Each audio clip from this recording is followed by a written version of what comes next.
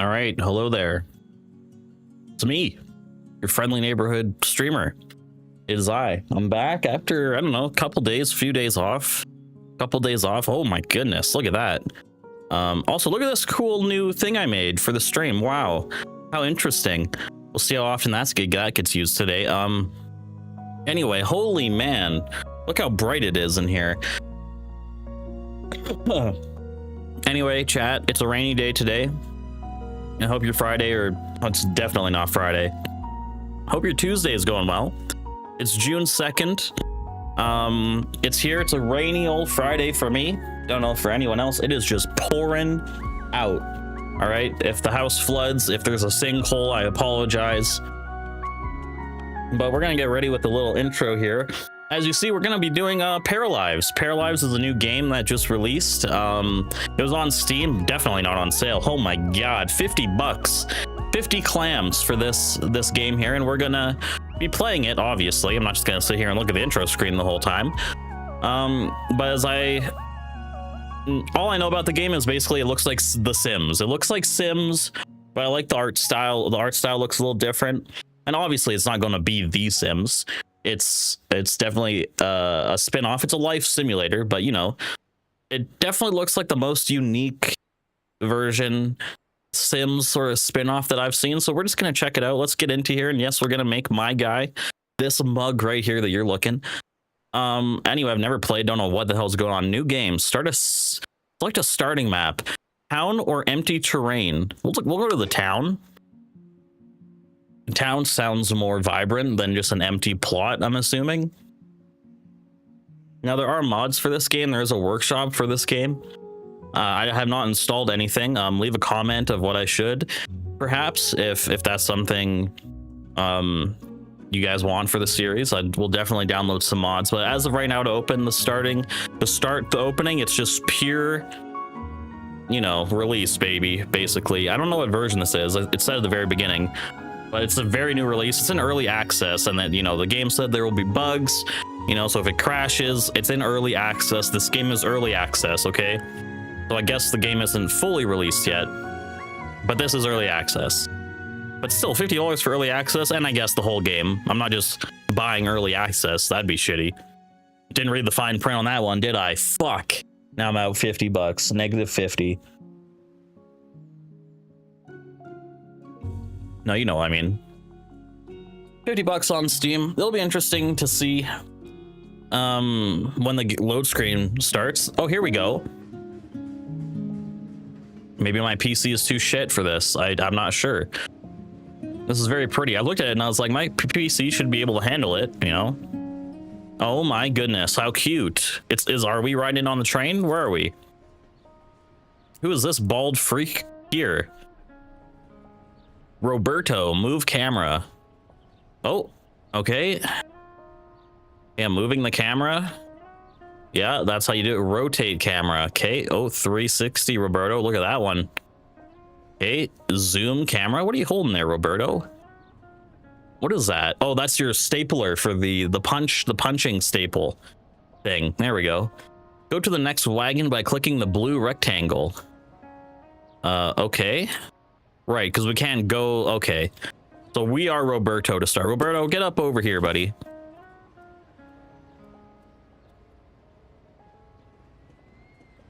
How about you go in here? Hey, Roberto. Hey, Roberto. Get your ass moving over here. Yeah, go here, buddy. Look at all these nice people enjoying their evening. Oh, cutscene. Okay, we got some punks on this train. Roberto. Maybe.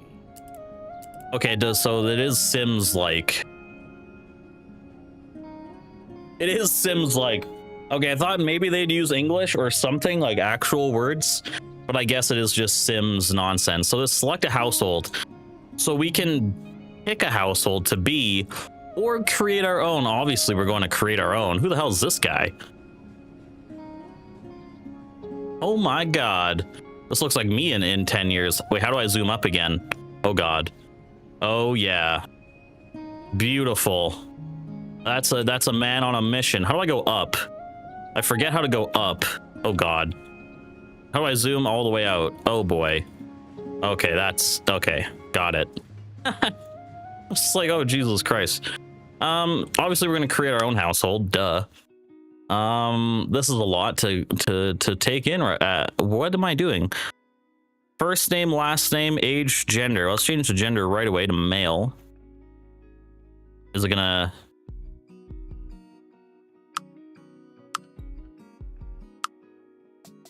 Oh, so it doesn't like remake it. Okay, I can be an NB. That's cool.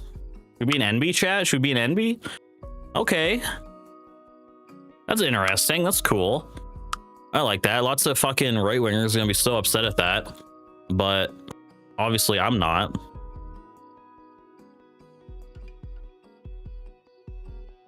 All right, there we go. Should my first name be Cold? I mean, my real name's Justin, but like, should it be Justin in the game? Or should it be Socrates? Maybe Socrates, comma, Cold. How many ladies are gonna date a dude named Socrates? What fucking, you know, grade school dude is that? Anyway, Socrates Cold. Train 147 to Malenio. So how do we want to? I guess we could be a preteen. No, we're gonna start as a young adult. That's like The Sims. The Sims starts as a young adult. Anyway, this is taking too long already. Smooth voice, a rough voice. I feel like I have a pretty rough voice, or pretty mellow. Kiku? Buka. Lino? Hoopy. I'm just gonna it's just randomizing the names. Oh, I see. I understand. We're gonna do rough, you know, because I'm a vapor, I'm a smoker, like I'm a drinker, just an addict, man. Addicts seem to have rough voices. You ever seen Steve-O? You ever seen Steve-O, chat? Obviously you've heard of Steve-O. His voice is crazy. It's awesome, it's unique, but still, isn't it from a bunch of something? Anyway, how do we do this? Appearance, so that's our thing. Bam, that's our ticket. What do we do with oh lord, oh my goodness, oh boy, this is gonna be interesting. Making me, okay, I have to get used to this. So body, so we're gonna make me. So skin, I'm pretty pale. Am I that pale? Probably. I'm kind of like pinkish, but I'm like this, probably very white, but I'm not like vampire yet, you know. Body presets, just a buff fucking, obviously I'm just the strongest dude. Just like super skinny, kind of chubby, probably like, no, that's way too big for me. Probably like that. Honestly, I'm not like, that's jacked. That's like the jacked style. That's just average. That's where I'm rocking. I'm rocking the average build. I mean, no, that's like some of my tall friends. Even this is like, that's like the lady at your library right there. Like, man, I could go on and on forever about this shitty fucking librarian I had in high school. My goodness. Skin details. What is all this mole? Oh my god. Okay, this is all right. I don't have any moles on my chest. This is very detailed, by the way. My god. This is crazy. Okay, so this is arm moles, I guess. Right. Yeah. No, I don't want any of this. Okay. Where's this one? Oh god, no. Oh fuck. Go back. No, deselect this, please. Okay. Base. But there's a move thing. Oh, I see it. It's right here on my face. You see it, chat? I see. Okay. Well, I don't have that. I don't think. I have a mole on my neck, but that's it. I guess I could do that. That's the only kinda thing I have in terms of moles. Scars. Ooh, damn. Where's this one at? Can it show me where it is? Is that an ass scar? What is this? Okay, whatever. This is I'm getting so confused with this. This is like elbow like acne. Don't have any of that. What? Oh my goodness. Yeah, no, I don't have like any freckles really. I'm pretty. Oh my, the bacne. Oh man, if you're one of the people with bacne, RIP, dude. I think I shower too much to have any bacne because I've never had it in my life. I've maybe had like a pimple on my shoulder, like one or two, but like I've never had like this. Like it's not like the pizza face, but for your back. Birthmarks. Yeah, whatever. Okay. What is this? Body hair. Okay. Again, I'm gonna be honest, pretty clean, except for the arms are a little, you know, the arms, the shins. That's really it, man. PBH. Like that's like the pro wrestler build, or just a normal build, but like, yeah, no, not at all. I gotta have more oh, that's just the belly button hair. That's cute. What? It's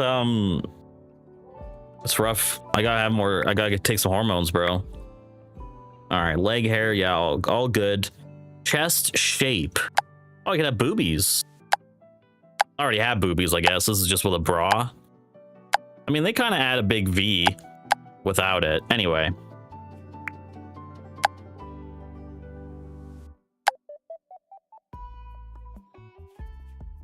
Could rock the thong, you know. All right, that's our body. Are we good with our body, chat? I think we nailed it.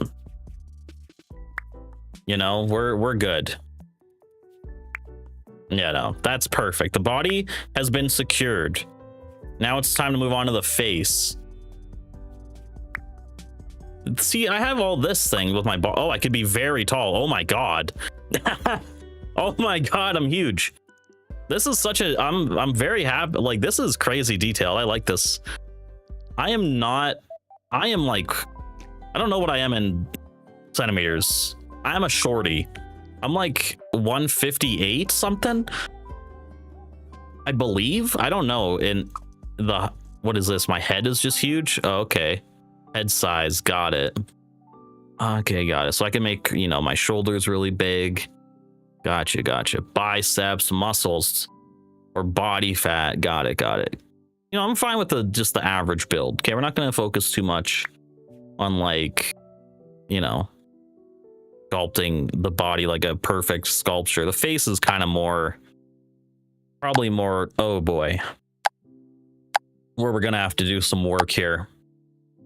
What's a good preset? The thing is, this is changing my skin color, which I don't like. I don't appreciate. Okay, so we're just gonna have to mold, I guess, our face ourselves, huh? Okay.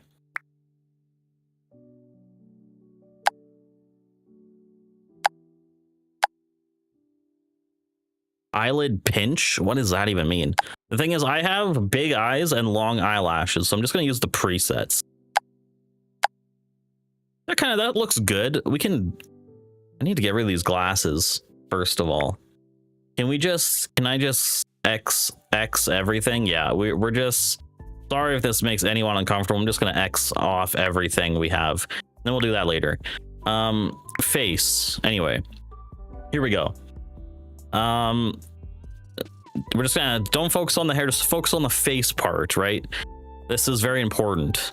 You know, I have thick brow. I have a thick, I don't know if it's that apart. It's pretty, not that apart. It's like apart, but it's not that apart. But I have a thick, oh, the presets.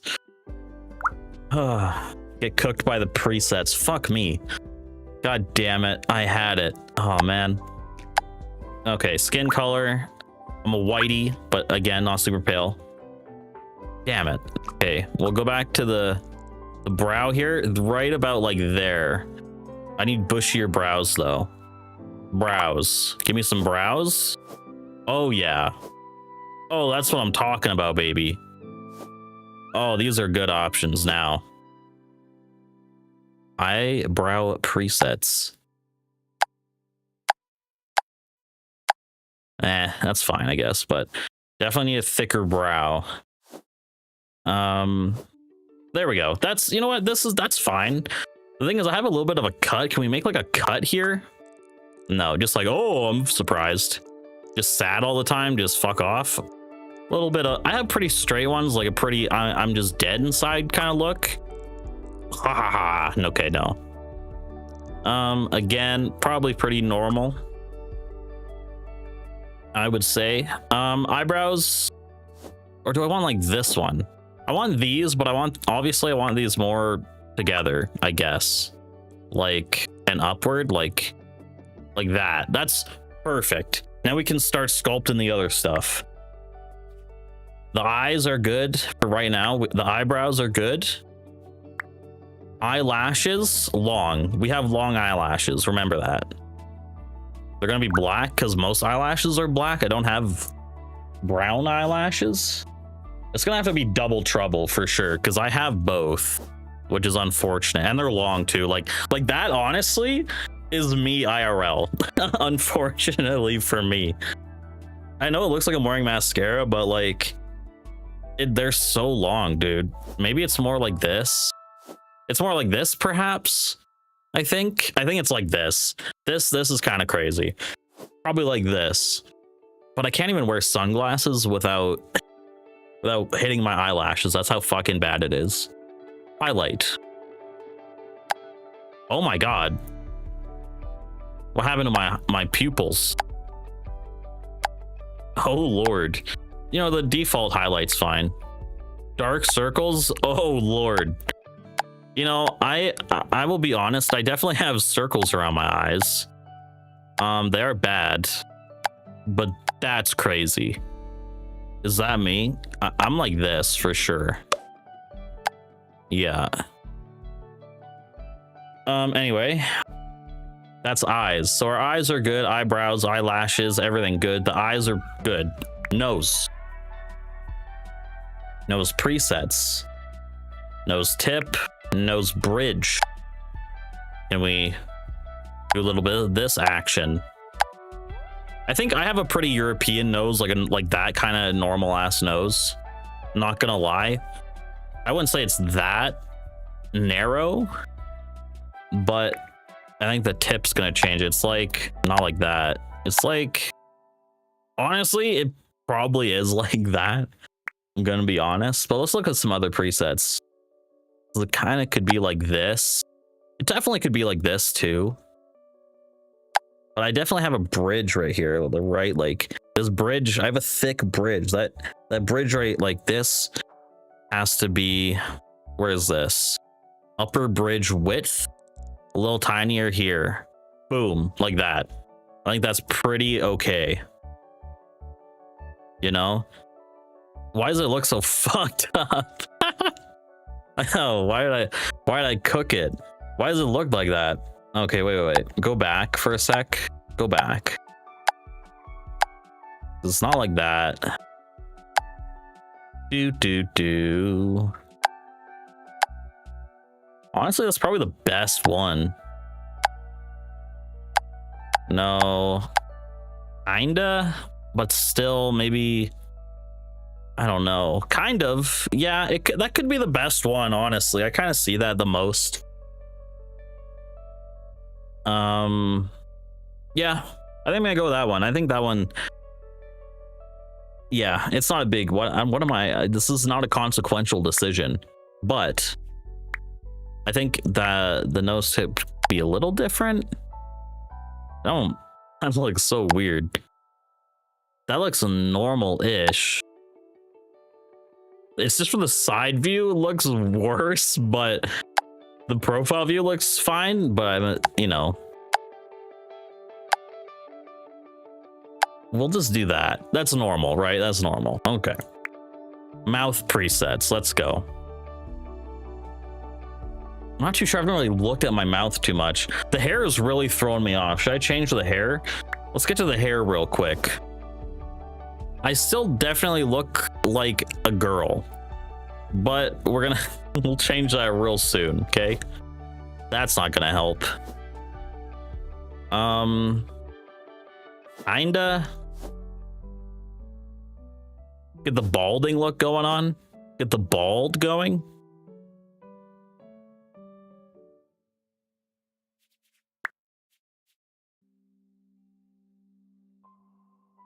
It's my face that looks so feminine. That's why. It's the face that looks super feminine. I have to adjust my face and ears. Ear size? I don't have huge ears. I'm gonna say I just have average ears. They're not super huge. I've seen some people with some giant, like the ones who look like radar systems. Those, you know, people got that. Oh God, what have I done? It was about there, right? Okay, cheekbones. It's definitely not like that.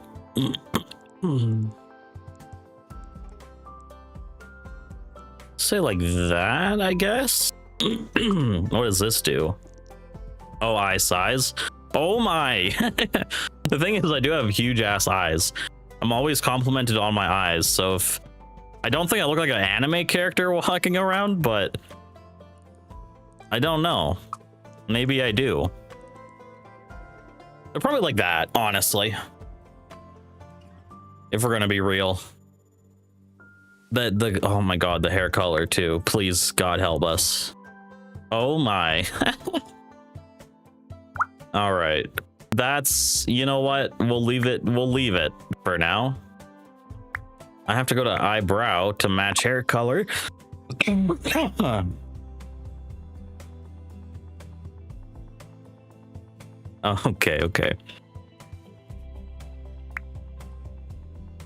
Working on the face still. Oh my. Yeah, okay.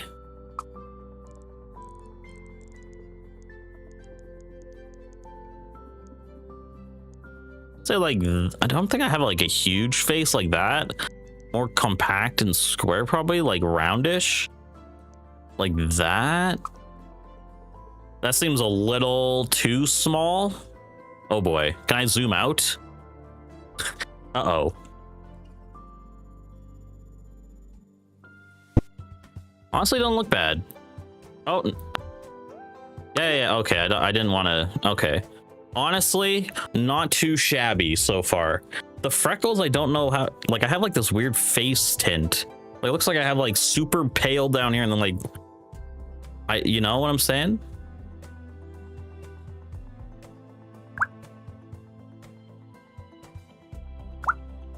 But I'm not that tan, that's the problem. I'm more like this. Maybe I just go full whitey.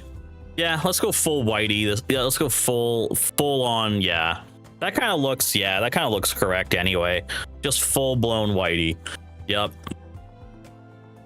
that is right.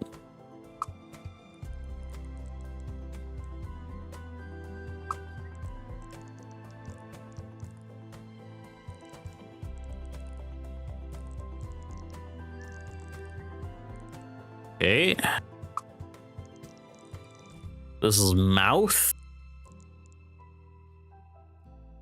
Oh my goodness. What a profile though. Hey, kind of cooking. What a side profile. Hey, bro. How many people can relate? Hey, come on, man. Sometimes, you know, God just gives his best soldiers the biggest challenges or whatever. That's so funny. Oh shit. Pretty average neck. Adam's apple predominance. Look how thick that boy is. I don't think it's that pronounced. I definitely would hope not. That's crazy though that they have that. You can just have a giant Adam's apple and like that's wild. This game's details are kind of low-key impressing me though. Okay.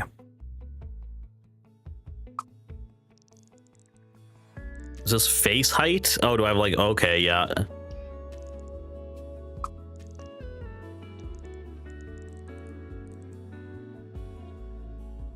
Okay. Yeah, sure. Oh, that's head size. Oh my. Oh my god.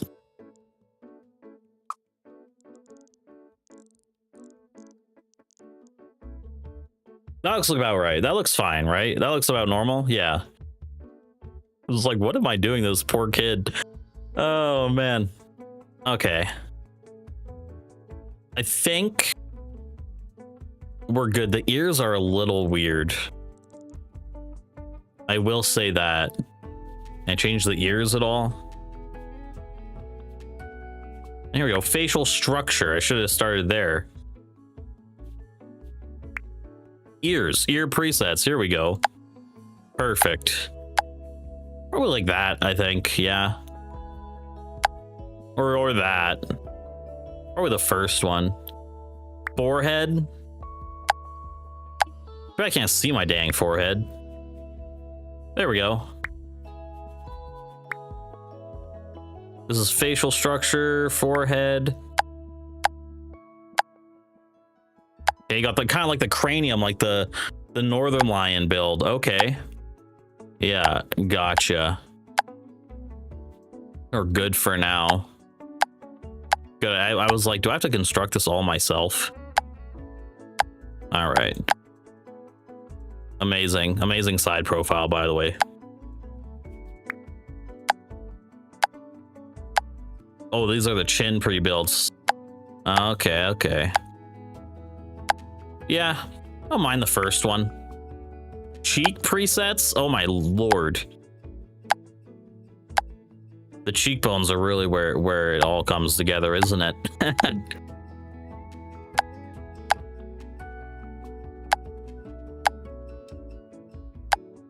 I like the default the best. Because what even is that? It just kind of pronounces the mouth a little bit more, but I don't like the texture it gives. All right, that's fine. We're good. Facial hair. Like literally none if we're going to do it by the IRL. Look at that though. Is there a length?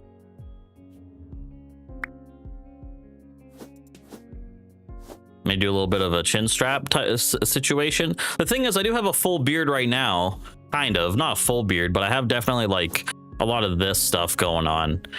A little more patchy though. I wouldn't say it's a goatee. Yeah. No, please get rid of this. What is this? Short beards. Yeah. Kind of what I got going on. Medium beards, long beards, goatees, mustaches. What about long beards? So I definitely don't have that. I kind of have like this shit, but that kind of just looks like 5 o'clock shadow.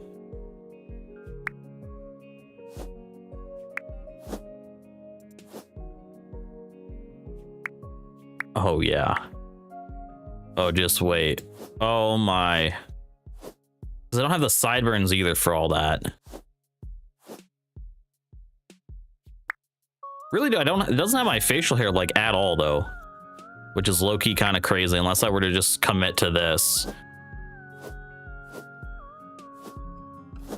Medium beards, long beards.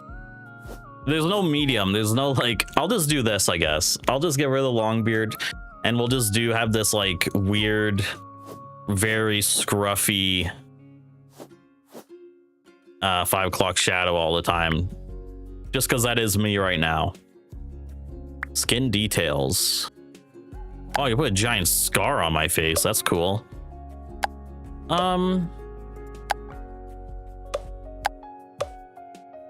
Unfortunately, I don't have any scars on my face. I mean, I shouldn't say unfortunately, but you know, in purpose of the cool game texture, I can't apply myself here.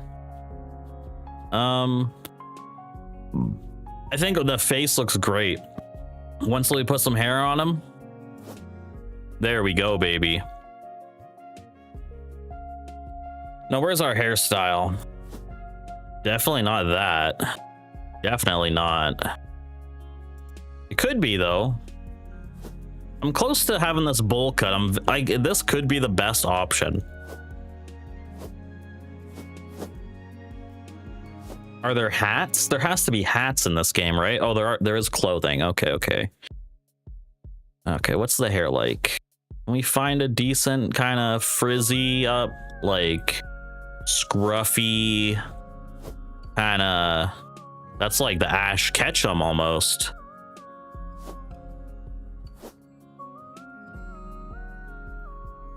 I get it's kind of like this is pretty good. This kind of cooks with what I got going on.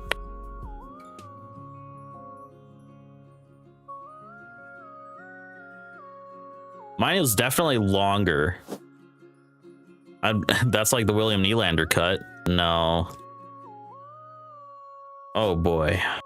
Should we go with that? That's pretty stylish. We could get the ponytail going. Why not? Honestly, that is pretty accurate. It's just a shaggy bowl on the top of my head. And I have it blasted back right now, but that's honestly the most accurate. That's honestly probably the most accurate. I'm gonna go with this. This is great.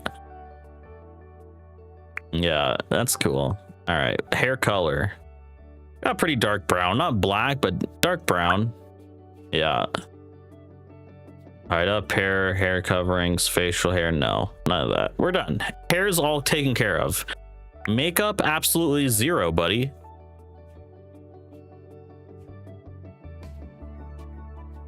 Now what is this? Tattoos. Oh man, I wish. All right, let's actually let's tab me up a little bit.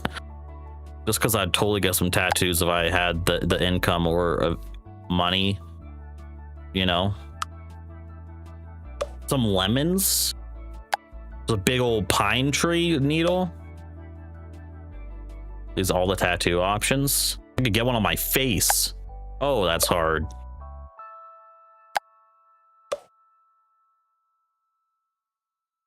These are all the tattoo options for now, which is fine with me.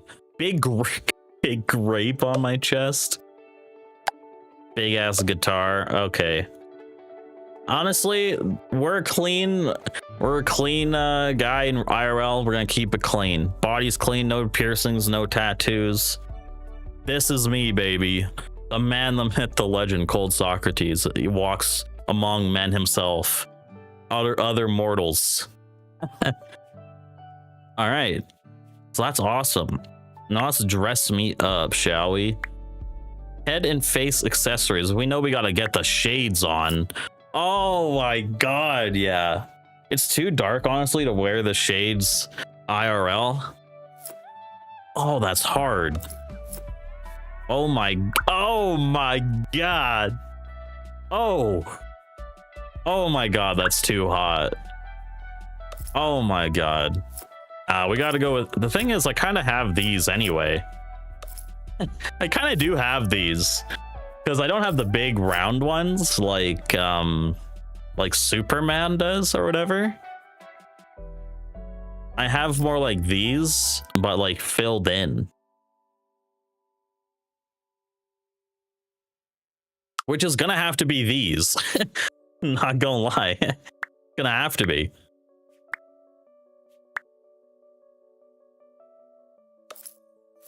Yeah, we got the stylish ass. Okay. Man, which one?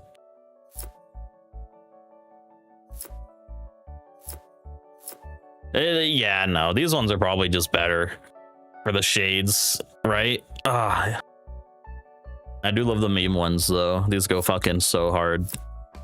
We're gonna go with that. Jewelry, 0. Medical items. Wear my face mask around. Put my hearing aids in. Not yet though. Soon, but not yet. But I put a toque on. Cover up all that hair.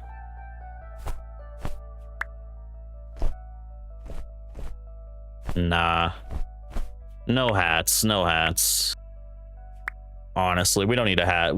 This goes hard, honestly, already. Look at him. This guy's gonna get mad bills to pay later in this game, guaranteed. So no hats, only shades, nothing else. No medical items and no jewelry. Shirt. Okay, so that was just head accessories. Time to put on my t-shirts, my tops. Okay. Put on the crop top, perhaps. A little suit and tie, fucking casual, like just business casual, all business. Not too bad.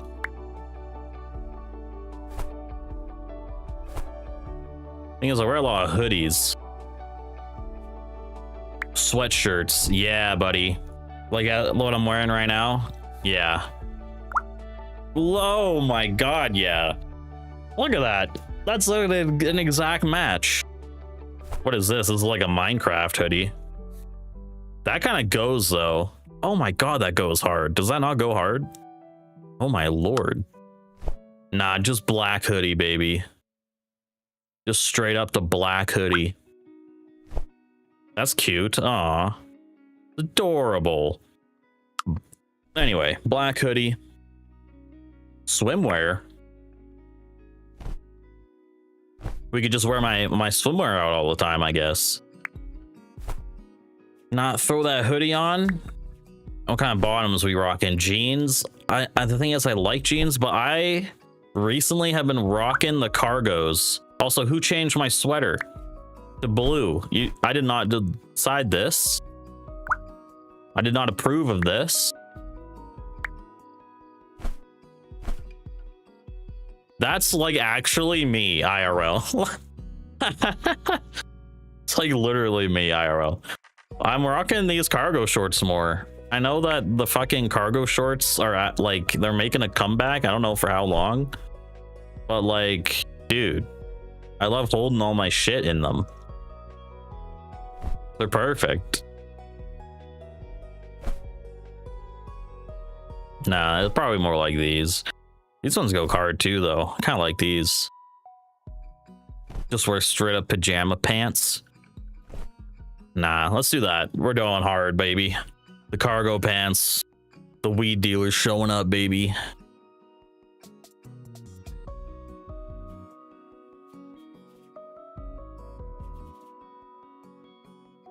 Costume bottoms. Full body outfits? No. Because it's gonna get rid of my progress. Shoes. Can we hit him with some sneaks? I mean, where are my socks at though? Socks? Hello? Where this man's socks at? Where do we get on the sock? Oh, here we go. Socks. Obviously.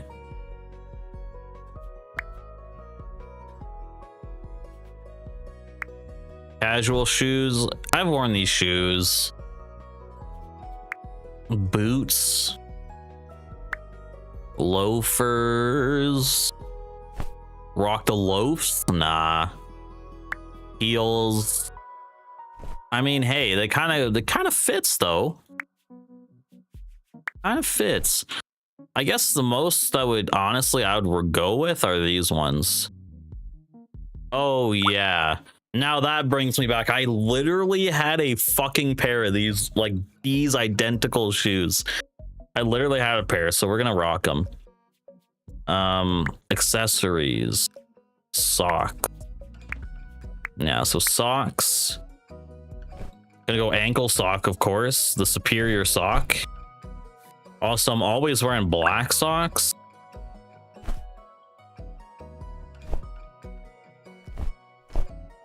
How come only one of my socks is changing? Huh? What? I'm so confused. Why is only one sock changing?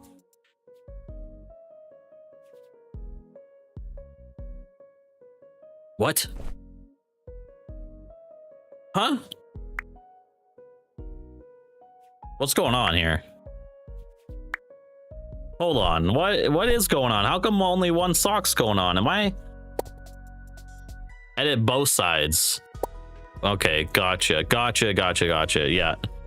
Yeah, no, I want these socks. Jewelry. Oh, I get like a gold medal on.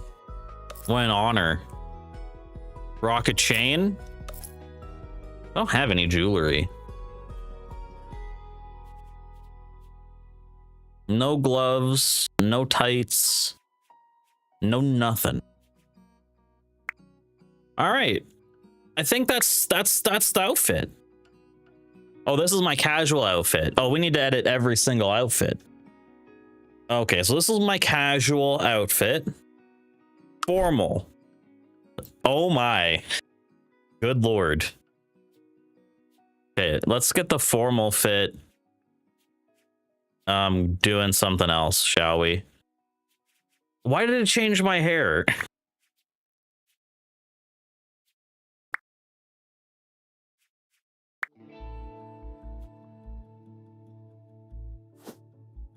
What is going on here? Why do I have lipstick?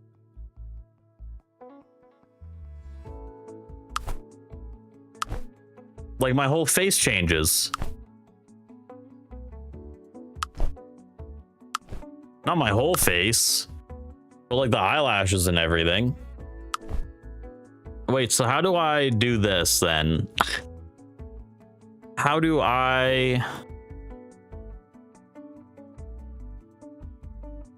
make this everywhere? You know what I'm saying?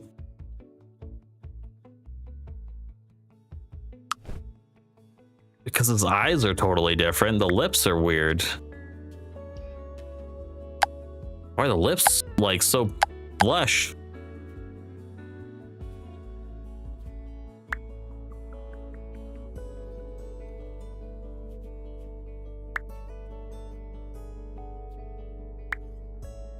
Like what? Oh, okay.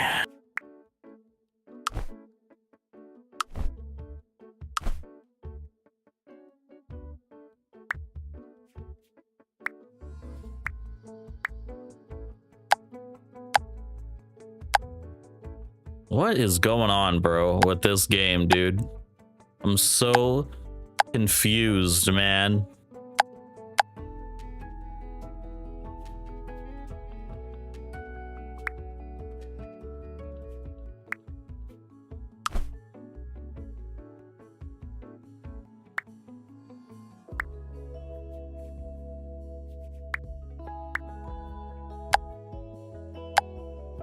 Why did it make me like so much shorter? Why do I have like mascara on?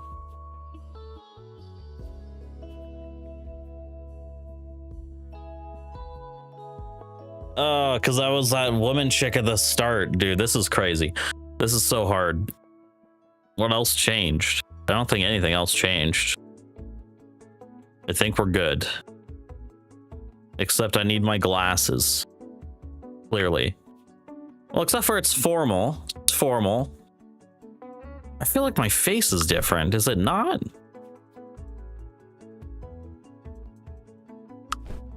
I guess not. I guess it doesn't. I guess not. Okay. All right. All right. I trust it. I trust it. All right. Formal outfits. Okay. Formal outfits. Let's look at dress shirt. That's a good way to go. Yes. There we go. We'll do a black dress shirt. And how about pants here? We got some dress pants. Tight pants.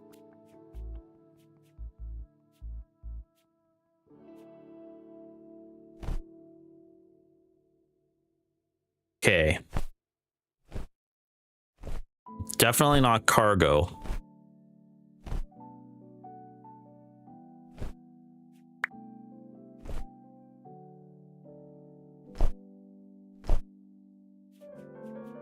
This looks crazy informal. Full body outfits. Why are they all ladies? What is this, dude? Why can't I do this? Okay. Just stop. Get my formal shirt back. Fine. We'll throw a tux on. And they don't have any nice dress pants. I guess we'll do these weird shiny ass pants. I guess this works. Get those socks on.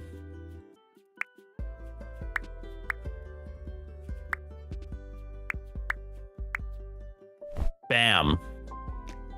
That's the legend walking into the front office asking for a promotion.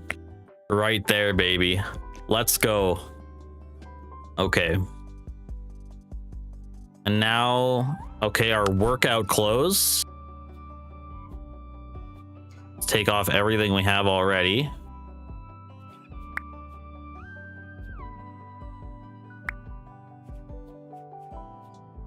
Right, no makeup is on. Okay. Just making sure the makeup keeps, stays off. Outfit workout. The workout clothes? Straight up go a tank top? I mean, I'm not gonna lie, just like a normal t-shirt and shorts. Where are the shorts at? Bam. Why is my hair long here? Stop with the hair.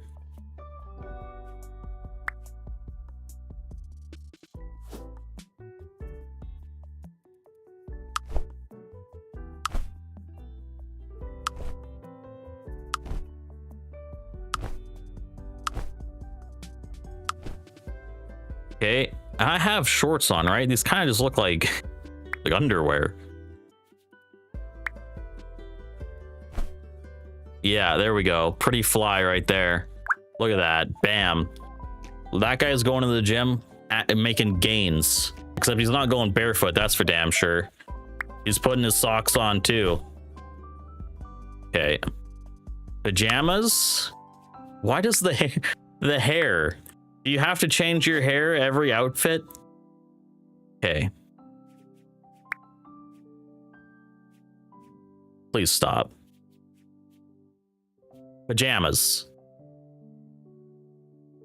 Not gonna lie, just straight up underwear. This is it. This is pajamas. So that's it. All right, we're good. All right, let's go back to casual. All of our uniforms. Perfect. All right. The man, the myth, the legend himself, Cold Socrates, or Socrates, comma cold. Personality. Whoa. What is this? Warning, having 0 points in a stat will result in negative effects related to that stat. Okay, so we need to have at least 1 point in all of this. Okay, so I have 3 points. So mind, it doesn't tell me what these are. I guess I have both. Mind, my physique's trash, but my creativity isn't very good either. But I'm not a Riz god, so I guess I'd go I'm too smart for my own good. Unfortunately, I'm a genius, chat. Unfortunately. Vibe? Pick one. What's my vibe? Ooh, probably gloomy, honestly. If I got gloomy vibe, chat, maybe I have a serious vibe. Serious parafolks are ambitious and goal-oriented. They thrive most when they're achieving great things. Gloomy parafolks get sad easily, but they choose to embrace it. They thrive most when they are sad. Okay, maybe I'm not like that. Energetic parafolks, very active, and Austin, yeah, okay. Overjoyed, happy, easily, yeah, okay. They thrive the most when they're happy. I guess I'm a jester. I can't take anything seriously. I'm just a clown, They thrive the most when they can make people laugh and follow their whimsy.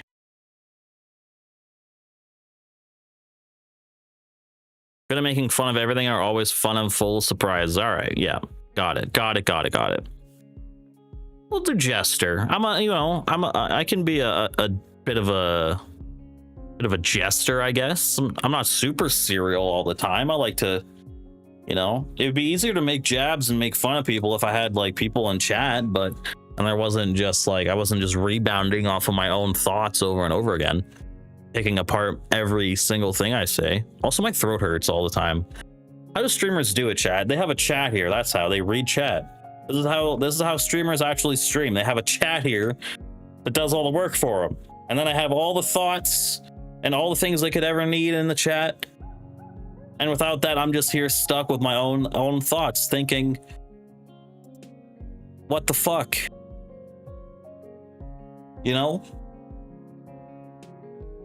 Anyway, social perk. Good at being alone. I guess that's me. I am a loner. This is me streaming alone at 8:30 in the morning, alone to nobody. When nobody is here, I've been completely alone my whole life.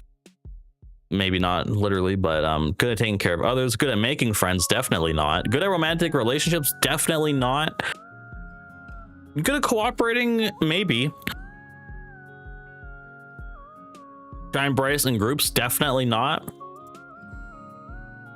Good at taking care of others. They can relieve other pairs' needs and bad emotions. Parasocial with a social perk, put others first and are always there to help. Okay, so I'm kind of like that. The thing is, I'm either like, I'm good at being alone, and then I'm also good at taking care of others. These other three, absolutely terrible at.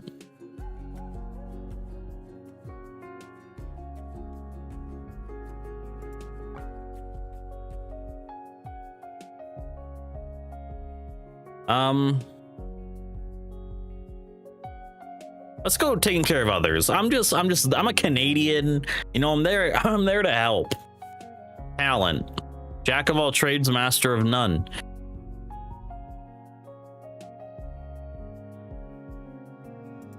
They get bonuses when they work on all their skills. Music, fitness, food, tech, art, are good at nothing. Parasocials with this talent are good at nothing. Not everyone can be talented. Here's what skills progress slowly. They fail at tasks more often, and they get sick easily. I don't get sick that easily. All the other things kind of sound true. Foodie? I'm like a chef. Love eating and cooking. Technology. Love computers. Programming. They have abilities linked to their computer usage. Okay. Definitely not art. Visual art. Do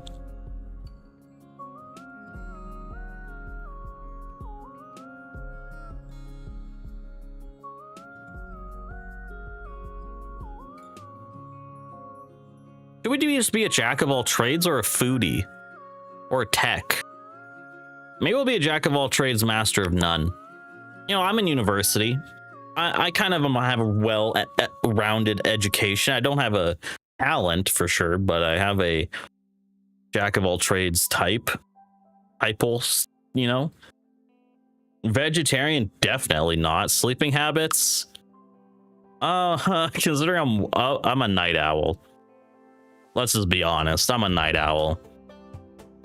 I woke up at 9 p.m. last night. And then I've been up since, and it's 8:30 right now. I've barely been up for 12 hours. Cleaning habits?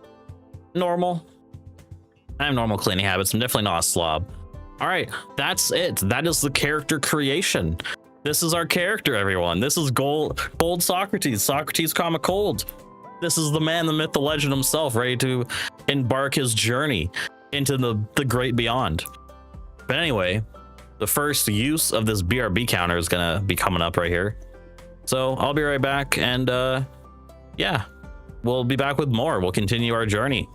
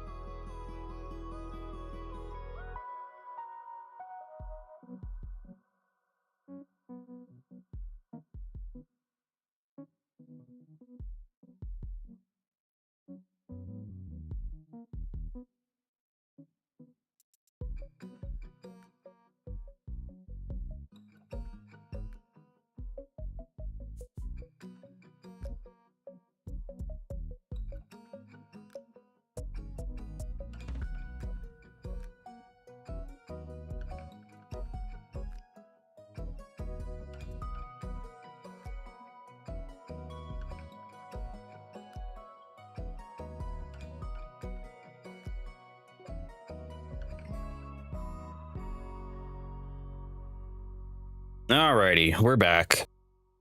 We're back in black. Hello there. Oh, let's turn that light off, shall I? We don't need that glare in the background, that's for sure. I'm fine with my nice rainy day. As we are, here we are in June 2nd, 2026, whenever you're watching this at whatever time in the future. But is there any chatters here in my one Andy viewer stream? No. If you're watching this on YouTube, come join the stream, but we are going to continue with my character, Socrates. Anyway, these are your para's emotions. Click on one to decide how your para will react to it. I am inspired. Okay. Depending on their emotions at any given time, parafolk can pick new wants, which are short-term objectives to fulfill. Eat a snack. Okay. Active wants are listed here. They reset when going to sleep. Got it. Select all your parafolk and the train conductor. Select all my parafolk and the train conductor. Okay. Hello, Robert, I believe, or whatever your name was. Hello. Go to the next wagon by clicking the blue rectangle. Okay. Go here. Come on, conductor.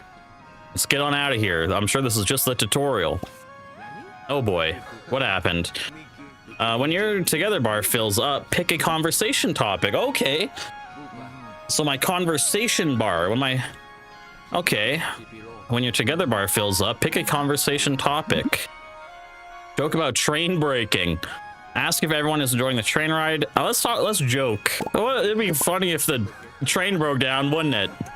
He didn't like that very much. I'm just kidding. I would never I hope the train breaks down. Take care of your para's needs or else they might get upset. Okay. Click on the food to eat it. What am I eating here? Let's zoom in real quick. Oh, look at the doggy. Ooh, look at that. Some fucking panini sandwiches. Ooh, what is that? Ooh, that's fucking some meat. Ooh, is that a slab of mushrooms? Ooh. So lettuce, cheese, tomato, mushroom. Is that what that is? Oh my god. Eat it up though, I guess. That's disgusting. Got some salt and pepper on there? Mustard? Ooh, that's just a vegan sandwich. Get that off me. Pick a storyteller. They affect gameplay parameters and difficulty level. Who are you? Ricardo Castello III. Okay. Quite the name. You're quite the character, Castello. A storyteller that will bring more challenges in daily parafolk's daily lives. Okay. And I can customize them. Okay, just take me back. What are you like? Maxence? A storyteller that provides a fair and balanced gameplay experience. Well, who would want that? Nah. I like some mayhem in my life. Ricardo Castello III. Give me Castello. Now what? When your together bar fills up, yeah, okay. It seems like there's an issue with the train. Is anyone here a mechanic? Yes, lie, no, offer assistance. Well, no, I'm not a mechanic. We're dead. Oh god, we're dead. Am I gonna get sued because I joked about the train breaking down and it does? Is that... Am I liable? Oh boy. Fucking cinema scenery, by the way, opening. Just cinema. I mean, it's kind of very European, kind of like Spain, maybe? Where are we? Downtown, north, east. This is our lives, chat. This is where we're gonna grow together and find the one, right? The one. She's out there, right, chat? She's out there in this city. Maybe my future job, my wife.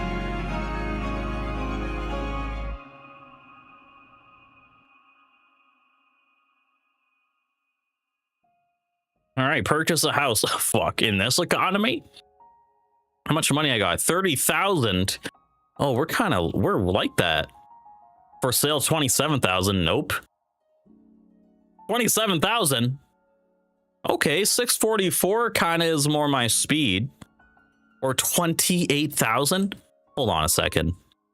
3,000 for like this shit. What is this? Just this plot of land for $3,000? What is this? 46 grand? Nope. 26 grand. I mean, I could. Okay. Where else can we buy? What else is for sale? You're for sale. 24,000. That doesn't look too bad. Where do we want to park our 10 grand? We got the big lot, one of the biggest lots out there for 10 grand.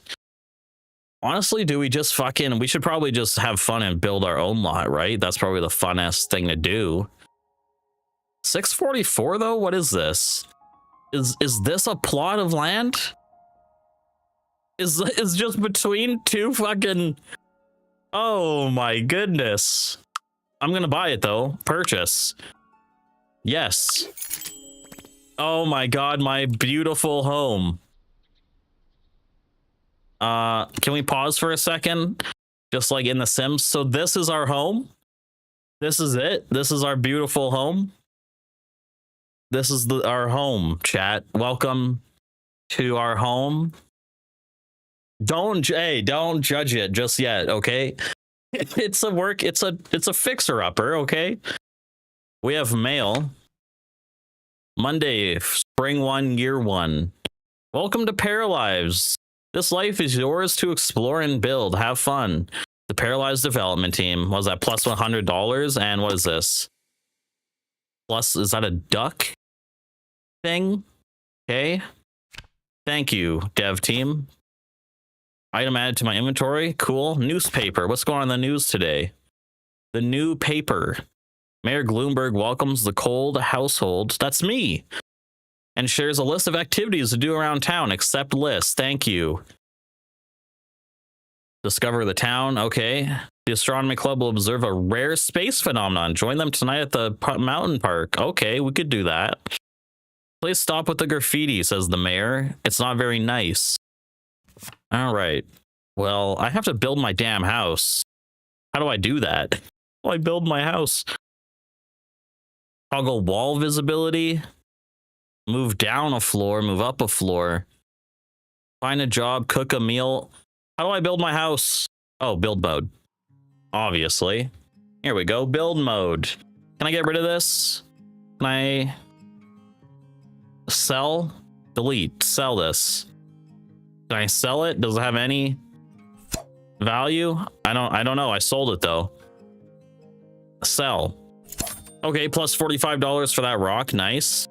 See, this plot of land was really just an investment. Look at that. Yeah, cut this shit out. Yeah, oh yeah, look at it. No, we're keeping the fence. Keep the nice, that's my nice fence. We're keeping that. That's for damn sure. Now, should I have like, I obviously need an entrance here, right? Like, I can't have this out to the public. Like, how do I, like, is there a door? Oh, I think I'm kind of, yeah, just get rid of it. Just delete this too. Get rid of it. I thought I was gonna have a nice fence, but instead, we're gonna have to kind of like build out from this guy's plot here, right? I'm assuming. Build. Am I doing it right? What? Am I doing anything? Okay. Okay. I have this plot of land, but how do I? Can I get off my property, kids? Okay, cancel this. Oh Lord, is there a way to level this out? Can we get the city in here to level this shit out? Because this plot of land is, I know it was my choice, but geez. You know what? What do we even do with this? Do I build up here? How do I...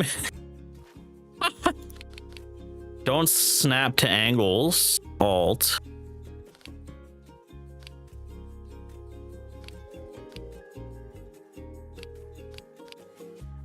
Okay, I don't know. Divide size of grid. Divide size of grid. Okay. How? God, Lord have mercy. I don't even know how I should even start this out. Like, how do I build something nice here?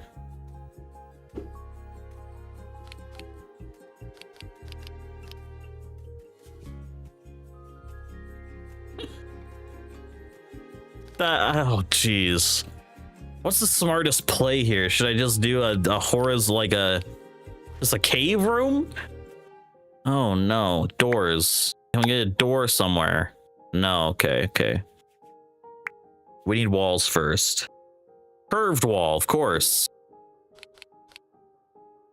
No? How come I couldn't use the curved wall? Windows and doors currently cannot be placed on curved walls, but it's a planned feature. Okay, then never mind then. Hey. Oh man. Is that acceptable to the city limits?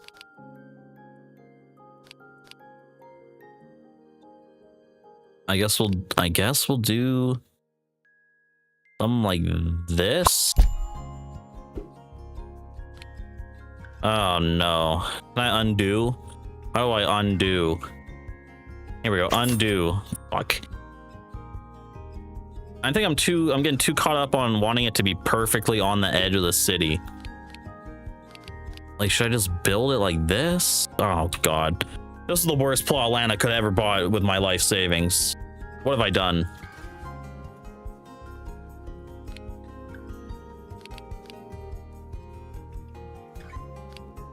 We're just gonna do this. We're gonna go bam, like this. And then we're gonna go bam. Oh boy. Oh boy. All the way out like this. Perfect. Can we go up? Can we go up? No, okay. Even better. Are these connected? Is that placed correctly together? Just looks like it plops it down. Also, there's a little crack here. Bugs are definitely gonna get in that crack of my house. Anyway.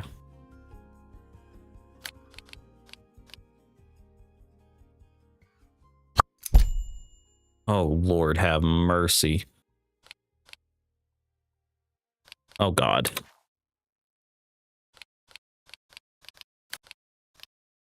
Oh, fuck. Okay, can I get rid of this then? This little piece here? Ooh, no, I can't just... Ooh, I have to demolish the whole wall. Hey, okay. It is what it is. Okay, well, give me another wall then. Wall, yes. Look at it, chat. Look at that. Oh my god, and they say it couldn't be... They said it couldn't be done. They said that you couldn't build a house in between this little shitty plot of land. Well, look at this little entrepreneur with 30 grand came in here and built it all himself. I would love to just mow my lawn here, by the way. Terrain painting. Oh yes, could I make it more flowery? Oh, even better. Get rid of that disgusting. Yes. Can I get rid of this disgusting part right here? How do I... God, okay, it's just perma-stuck like that forever. It's part of the city. You can't, you can't... That's the city limits right there. That's the city's problem.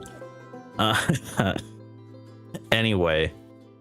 Oh, we could even just put litter on our front of our yard. I mean, honestly, that makes more sense than probably nice flowers in downtown next to this broken down pharmacy, if we're gonna be for real. So at least make it paved. The city would never allow it to be dirt here. Okay, at least, all right, it's filled in. I mean, I live next to a garbage dump, guys. Let's just be real. It's not the cleanest of houses. People are disrespectful to my land here. Okay, doors. We need a door to enter the house. Listen, we have 30 grand to spend on this house, by the way. So let's have a nice door. Tomoko? The Clown College gate? Oh my god, that's terrifying. What if that's crazy also to have a gate? A gate, how much is this? $1,100 for gated access? These are exterior doors though. I guess that makes sense. That's what I want, right? An exterior door. Can I paint my house, by the way? This is god awful. Like, Lord have mercy. Wallpaper, wall tiles. Do I want like a tiling? Yeah, I want like a paneling, right? Yeah, wall paneling. Totally. This is what I want on my house. Bam. This is my house. Okay. Can I go upstairs? Will it show me the roof? Oh, it does, I guess, but I can't paint it. Bam, this is my humbly abode. Painted, flooring, ceiling finishes. Oh, okay, so wait, that's not roof finishes though. Roofing. I need to go up again? Where's my roof at? Huh?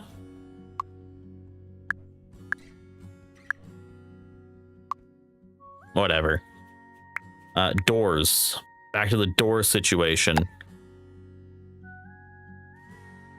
$1,200. You know, this is our startup house, you know. Let's just have a nice wooden door for the neighborhood. Welcome, my lovely neighbors. Windows. I'll have a window looking out on the street, making sure, like, no one's trying to like fuck, and break into my house. Maybe but putting a window right on the front street is asking for a break-in, if we're gonna be honest. Maybe I'll put like, these windows will work. Like, yeah, that's like the living room window. Like, oh my god, like I like my living room seating. Yeah, got it. And upstairs, what is this? Yeah, stairs. Okay, we're not ready for that just yet. Roofing. When building without a grid, it might be hard to place roof blocks to fit the shape of your floor plan. We are planning to add. Okay. Oh, I can't add my roof though. Oh, very nice. I can add a roof technically. Look at that. Boom. That really, that really, I think that really makes it a home, honestly. That's amazing.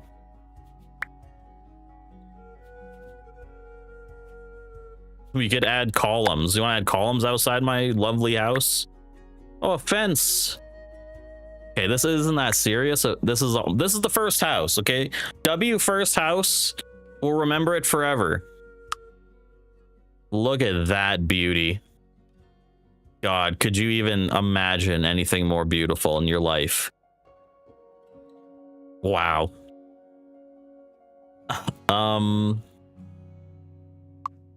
Yeah, anyway, let's go back down to the main floor. Floor's looking a little dirty, unless that's just grass. It looks like just grass. Okay. Half walls. This game is crazy detailed. Like, I wish The Sims was this detailed. Like, this has the potential to be an amazingly good life sim. For a building house sim, totally. Life sim, obviously. Rooms. Honestly, this is I don't know if we're gonna divide it into rooms. Living room. Okay, here. How about we get the kitchen started first? Because the kitchen is kind of where all the magic happens. We're gonna spend some money on our fridge, okay? Because we have so much money. We're just gonna buy the best fucking fridge, all right? And we're just gonna shove it in the corner here. No snap. Yeah, right there, baby. Oh yeah. Drop-in sinks. Oh, and then our stove. $1,700 stove. Wait, is my fridge is backwards? My bad. How do I rotate this bitch? Okay, there we go. I was like, I'm looking at the back of the fridge. That's not useful. How come it's not snapping? Where's the snap at? Where's the snap action? That's whatever. We'll place that right there. Our stove and our fridge. Okay. Drop-in sinks. No, we need a counter for that. Stove, fridge. So over our stove, do we want? Yeah, definitely want to have a fan over our cooking area. Washers, appliances. Where are the counters at? Counters. Here we go. All right. This is where we make this house a home right here. These are cabinets. Let's just stick with counters for right now.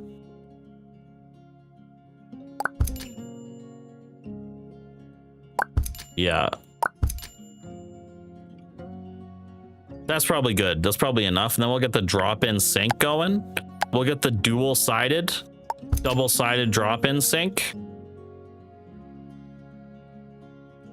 What is that? That one looks even better. Yeah, we're getting this sink instead. What the fuck is this? This is a rusty ass sink. No, thank you. Stools, ceiling lights, disposals. Here we go. We need our trash can right here.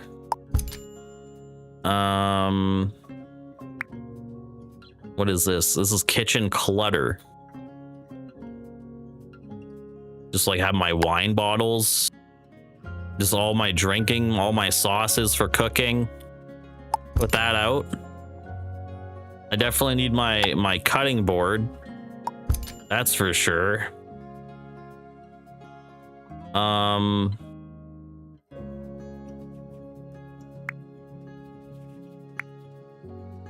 Decor. Not really. I want more use value items right now. Small appliances. Toaster. We need a coffee maker, that's for damn sure. Coffee maker and a toaster. I don't really care for a microwave. We got a stove, so we'll be fine there. Washers.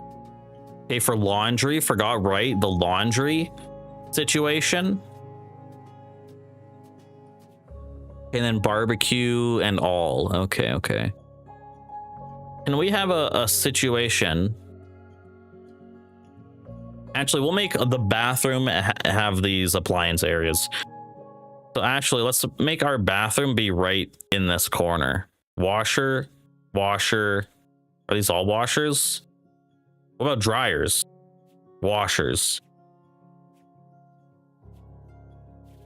Are there dryers? Or is it just automatically dry? Because this game is very detailed. I don't want to, you know? I'm going to just assume that it's fine. You know, that it's just like, you know, washes. All right, let's build the bathroom, shall we? All right. This layout, this floor plan is very disturbing. Okay. Anyway, wait, so 1 second. Cancel this. Move this. Okay. How do I move this? Yeah, move this over here for now. Bam. And actually move this over here for now too. Bam. Wait, we're gonna have it like this. Perfect. And then we're gonna build out the bathroom.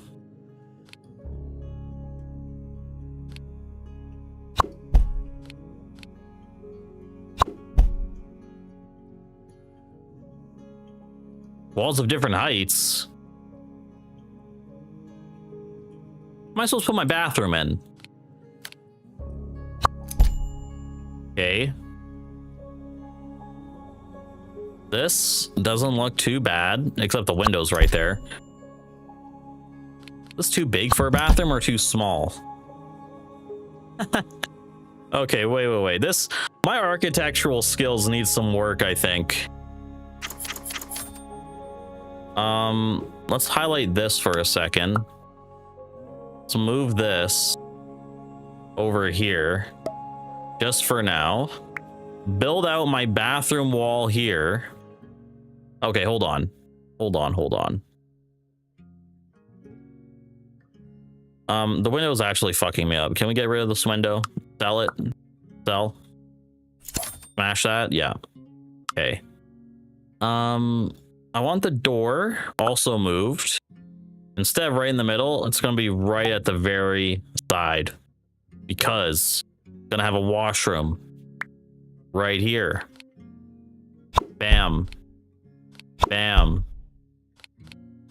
Bam. Okay, no, we're not. We're going to have it right here. Look at that, baby. Bathroom. And we'll just have a normal door to the bathroom, you know? Interior doors. Yeah, just a normal bath. This is the bathroom door, you know? Nothing special. Also paint the inside of this, shall we? Wall coverings, wallpaper. How should the inside of our house look like? What kind of vibes we going for? Oh, yeah. Just brown. Boring. Honestly, not bad. Good enough for me. Bathroom? Yeah, that works for the bathroom.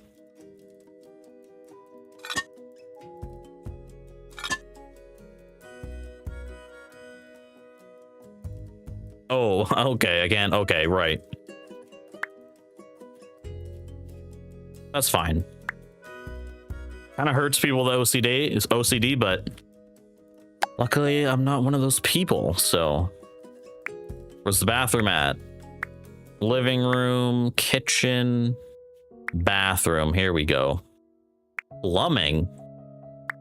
Toilet. Okay, as soon as you walk in, the shitter in the corner.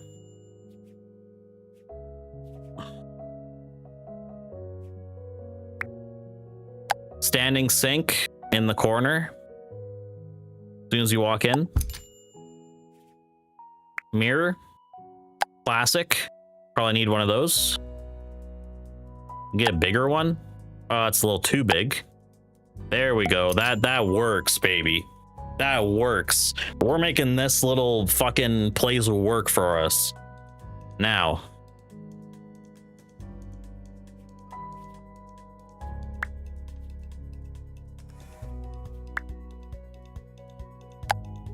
Oh my god, the shower is huge.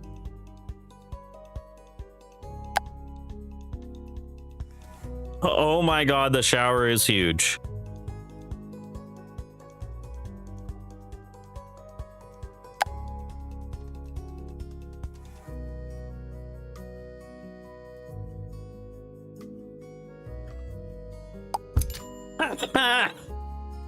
Does that work?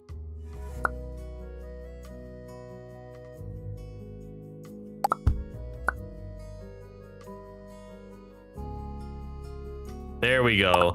That kind of works better, hey? Have the toilet. Have the mirror right above the toilet. Oh my god.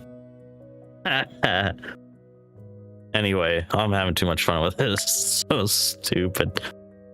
Okay. Do we really need to have a sink here? Yeah, that's fine. I'm good with this bathroom. Washers and dryers. These are just washers, so I'm assuming that the dryer is part of that. We need a bigger bathroom, man. The bathroom's not big enough for it all.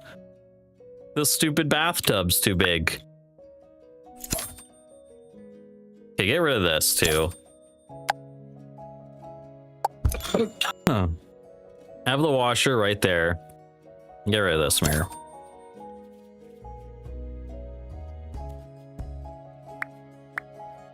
Shelves, counters. Is there a shower anywhere? Is there a shower? Jesus Christ. Can my guy even get in that damn shower?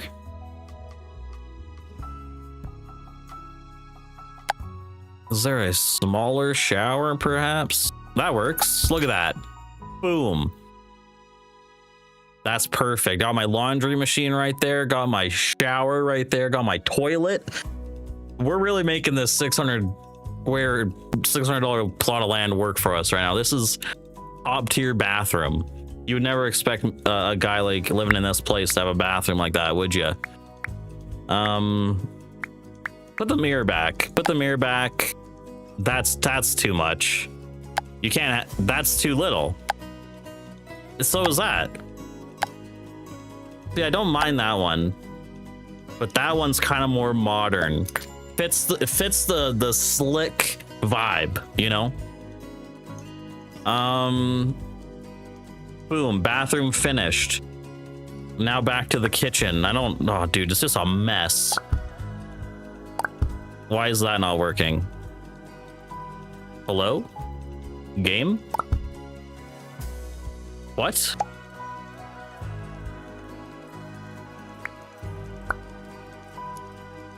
There we go, bam. That's a much better way to do that. I didn't know you could do that. Okay. I'm cooking, okay? Put the fucking thing back here. Big ass kitchen. We're a big boy. We need a big kitchen. What else do we need? So a dining room. So kitchen. What else does a kitchen need? We have stools. Do we need stools? We have a sink. We have a stool.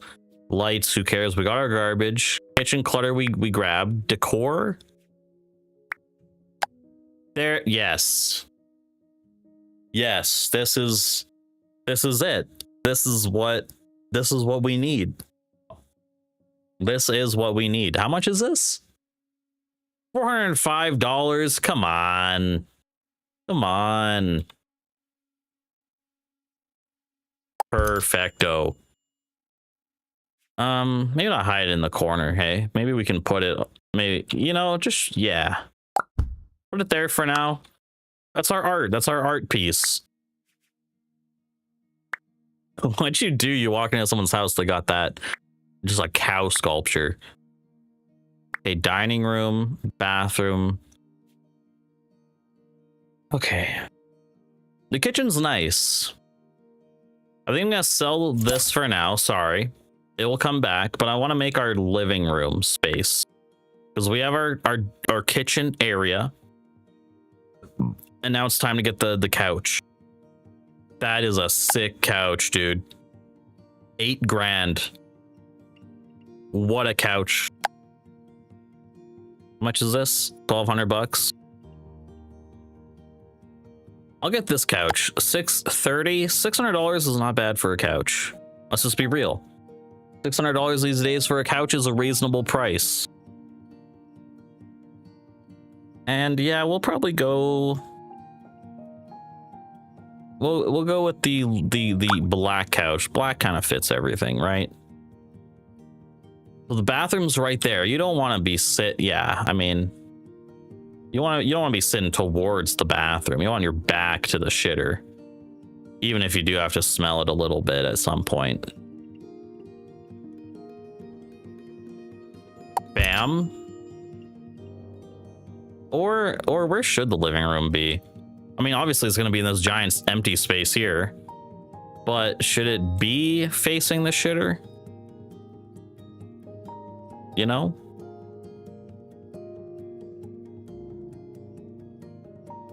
I like this. I don't mind. I don't hate this. Or this. Or just right up against the back wall here. Just right up against the wall. Get up, shitters right there, buddy. Ooh, I can just have a singular chair. That's kind of bachelor coded. What is this? These items are purely decorative at the moment, so they cannot be used. Ottomans. Okay, okay. What is this? Coffee tables. Very nice.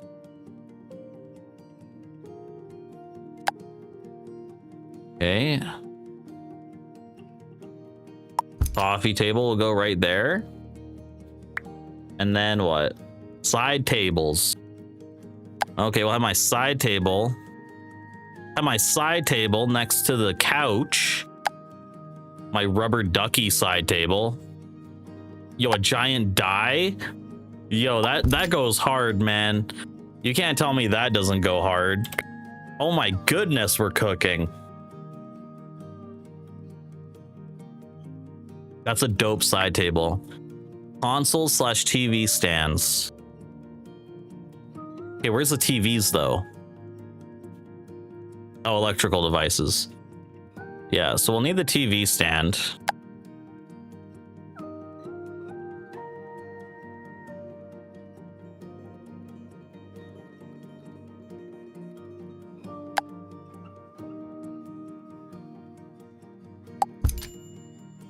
Okay. Is that correctly facing? Is there any detail on this bitch? Hello, Olivia Johnson. Thank you for following. How are you doing today? Okay, no, it's just a square. It's just a blank square. It's just a blank square. And it's going all right. It's going good. How are you? I hope your day's going well. I just bought this game last night, honestly, so I woke up early, and actually that's not true. I'm already lying. I'm a liar already. I have not gone to bed yet. Who am I to lie to anyone on the internet?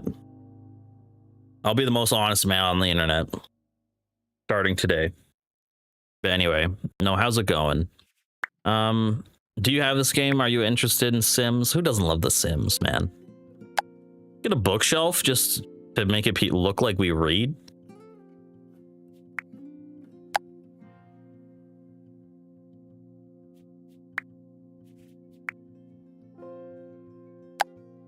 Oh, get the wall TV. How much is the wall mount? $1,300. See, guys, this is why we bought the $600 fucking plot of land, so we could have this stupid the nicest TV. Okay, this changes everything. Where do we put the TV? Yeah, this is a new game. I guess it's called Paralives. It's early access. It's not technically out yet. It's early access, but you can still buy it and play it. But it's basically like The Sims. I think it has a much more detailed builder than The Sims already. Oh yeah, totally. No, it's a great game so far. If you like The Sims, because some people find like, I feel like The Sims gets like a bad rap to be like a girls game, but I love The Sims. I don't know why. God, where do we put this TV? Do we put it next to the shitter? That's kind of just like a flex, right? That's just kind of a flex. Wall mounted TV next to the shitter. I'm kind of here for it. I'm not gonna lie. Kind of here for it. So we don't need this coffee table. We don't need this TV stand. Okay, the coffee table could probably come back, but just gonna line that up with the TV. Put this, I don't know. Oh, we can make this, what? Oh my God, what? You can just make it massive. Yeah, Sims 4. I used to play Sims a lot too. I played a fuck ton of Sims 3. That was my shit. Sims 3 was goated. I probably have too many hours in Sims 3 that I'm not gonna show on stream, but it's like easily over 1,000.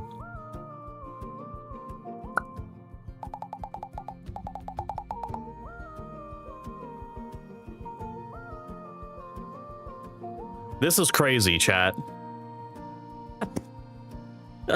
If I had more room in this little fucking plot of land I had, I would make that dice just massive. Anyway, where do we put this?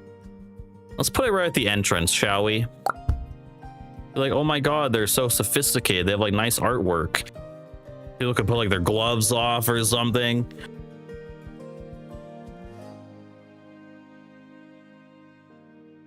What, have you played this game yet? I mean, Sims 4, oh my god, I was so pissed when it was free because I paid the original price for Sims 4. So many games go on for free that I'm just like, man, come on. You had to do that to me right now. Where are the coffee tables at? Should we put a coffee table here? Let's do it. We'll need it to like eat, you know? Put it near the sofa. Put our coffee on there, watch TV, watch the news, you know? Gather in information. Side tables, no, we're good. TV stands, and what is this? Storage. Bookshelves, shelves, wall shelves. Put some wall shelves up. Why not? Maybe next to the door. That kind of looks like something that would happen in real life. Perhaps put it next to the die.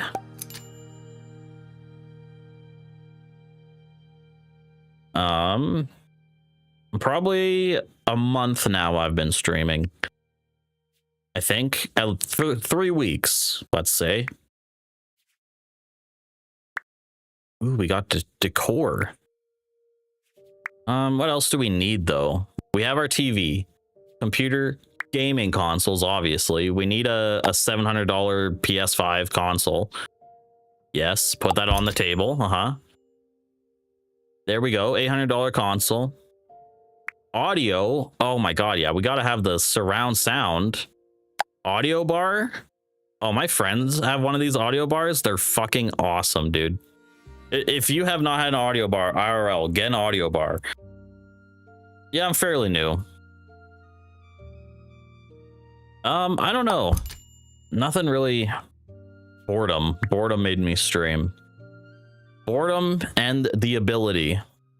I've spent so much on this PC, it's like I might as well.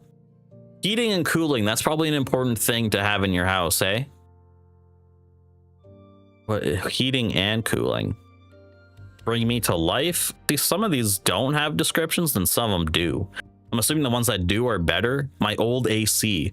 Window AC unit. Trusty pump. Where do we put this? Oh, how horrible. Okay, let's just put this somewhere, hey? Put this... Oh, Lord. Put this right here. Oh, it's glitching out. Oh, God, it's glitching out. It's because it wants to go outside. Where? Oh, God, where do we put our heater? Just put it here. Just put it right next to the couch. Misc electrical devices. We need to have our fire extinguisher near the kitchen. Because what if you light your kitchen on fire, you know? Put that right next to the garbage can. Actually, please, let's put it up on the counter. This is a pretty small fire extinguisher. It can go there. Smoke detector. Put that up here, I guess. Every house needs a smoke detector.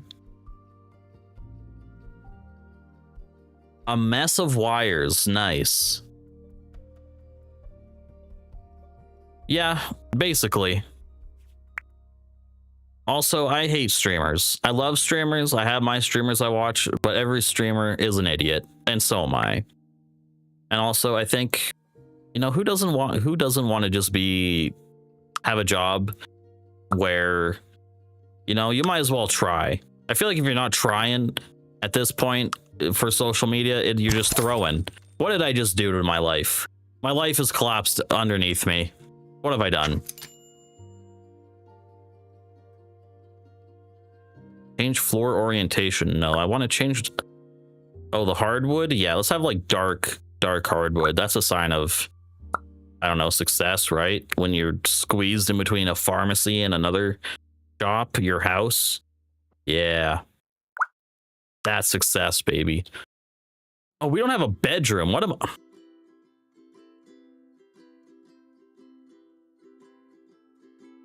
Do we really need a bedroom? My PC specs, I have a Ryzen 5 55X, I think, and a GPU. It's a GeForce 1660 Ti. The CPU and the GPU are basically all you need to know about the specs. But I literally have upgrades for my computer. I have a new graphics card, but I have not put it in yet because I'm too scared. And I need my car to go to the store and put it in. Get some dude to put it in. You know, that's what she said, by the way. What is this? A Minico? An electrical box. I'm not going to put that on my house. I'm just asking for trouble with that.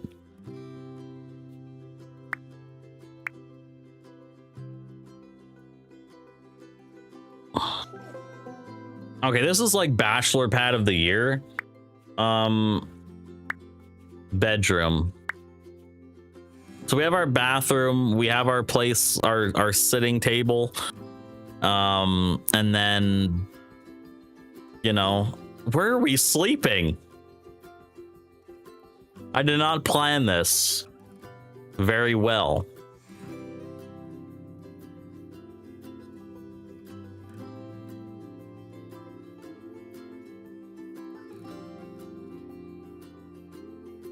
I want...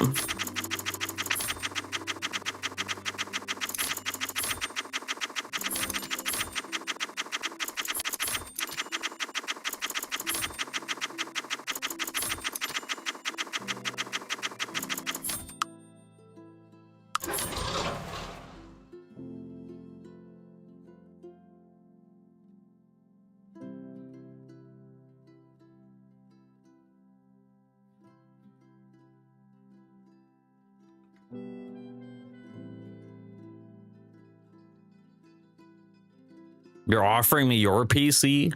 How much are you selling it for? That's the question. And those are crazy specs, by the way.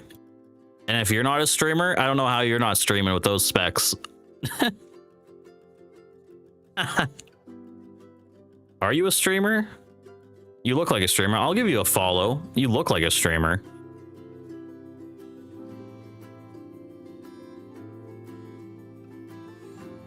Anyway, I need to go take a shit. So, and then we're gonna rebuild my stupid house because I wasn't planning. I wasn't planning to not, you know, plan for my bedroom. I'm so upset. That house was that little structure we had. It was kind of hard. Okay, it was kind of going.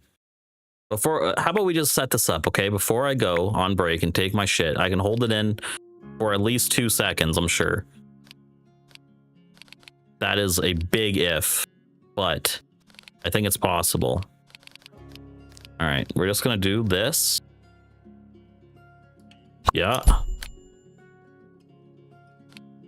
No, oh boy. Lord have mercy. How do you, oh God. Why is this game so hard? Why did I buy the shittiest plot of land of all time?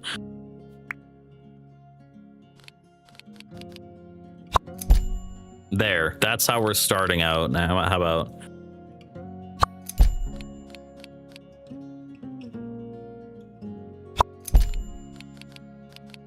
Oh, can I even connect to that wall there? Oh my Lord. Hold on, hold on. Hold on 1 second here. You scoundrel. Connect. Look at that. He's done it. He's actually a god. Oh my God, I did that. I just did that. Did anyone just see that gameplay of the year right there? Can we clip that? Because that was goated.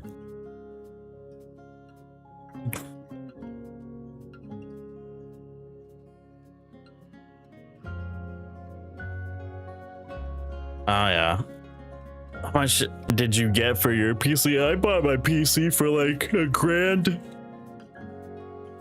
like 9 years ago. My PC, I bought it for probably around $1,200, but that was $1,200 9 years ago, you know. So what's that now with inflation? Like $1 million?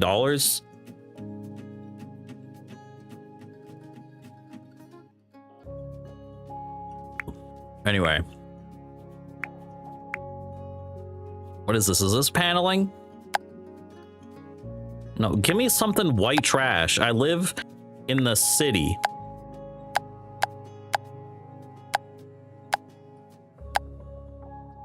What's the most white trash thing I can think of?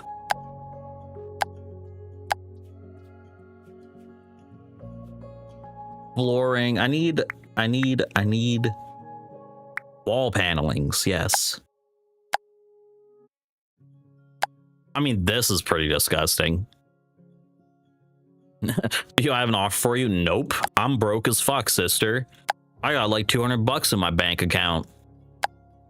I have spent all my money on my car, and part of me is like, maybe I should try to resell it because I could technically get more money.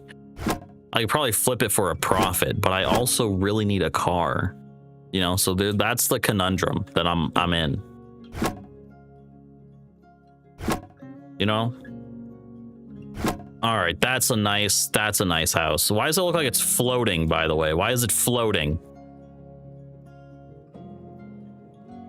Is that gonna be okay? Is that regulation approved?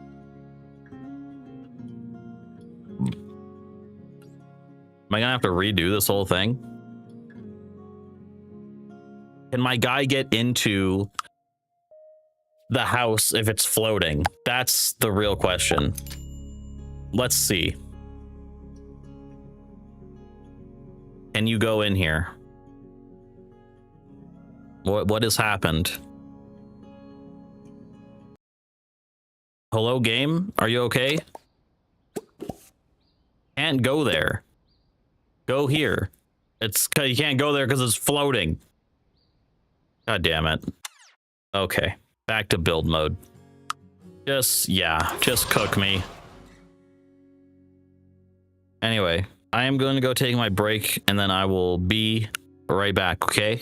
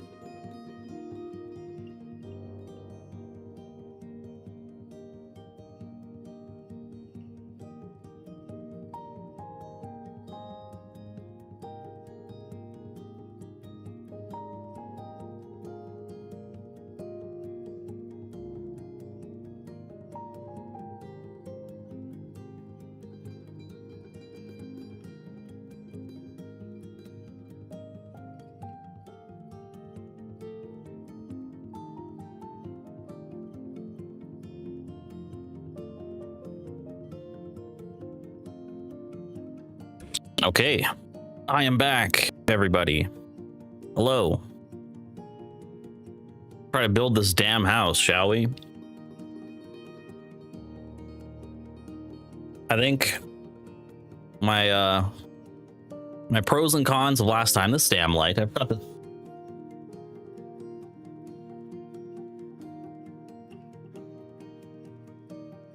I don't know. We learned a lot. Anyway. Cons, we made the kitchen too big and we forgot the bedroom, so let's not do that this time. That would be probably optimal, I would assume. But anyway, let's just rip it right from the ground. Okay, we're gonna do it like this. Bam. And then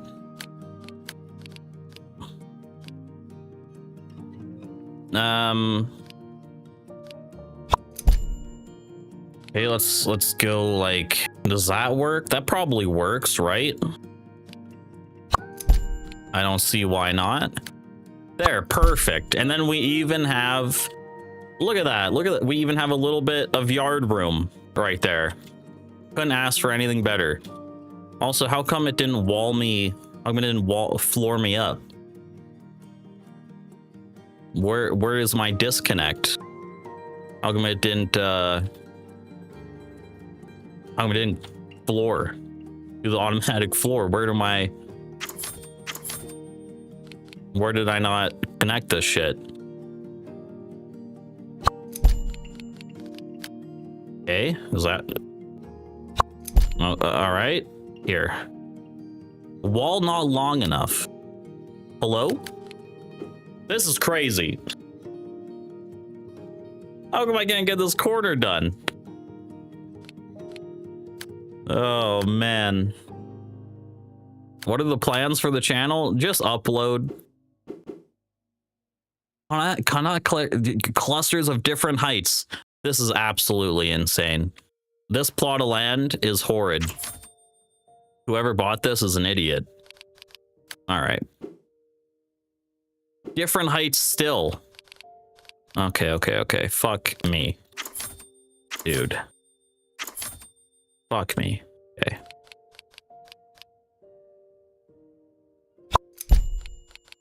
I'm going up on the hill too much.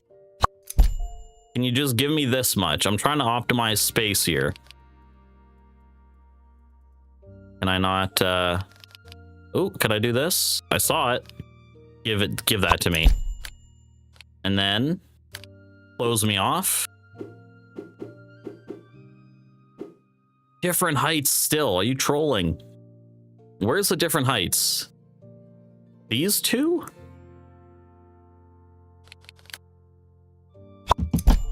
So that works. You know what? Just don't worry about this wall stuff, you know?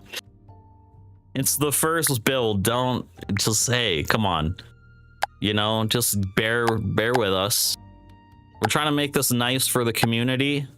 This is ugly as fuck. What is this? Wall paint. Wall paint or wallpaper? Is wall paint what you do for the outside? You just paint it? That looks so stupid. Wall tiles, wall masonry. There we are. That here, yeah, perfect. Does that cost me money? That sounds like a lot of money being spent. Okay. It feels good, man. We got it all done. All right. Place in the door. This is the wackest fucking looking building I've ever seen. But it's kind of, we're keeping it on par, okay? Wallpaper. We have floral wallpaper as the inside. You know, that could go hard. But I think we'll just do the brown like last time. All right, but what we're not gonna do is forget the bedroom once again. All right. Here. Immediately, bedroom. We'll do the duo beds because obviously we plan to invite some ladies over to this fucking just sweet bachelor pad.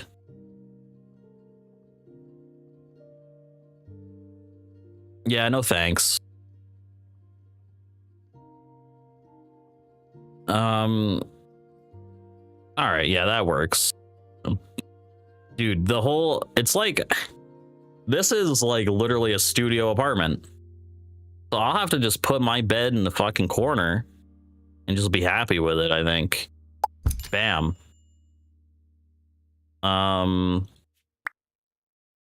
We could have a side table here, but let's actually get the dice back. Get the dice right in there. Hell yeah. Get a dresser, I guess. The dresser, do we need a dresser? Clothing racks? That seems like a little bit much to put in the room.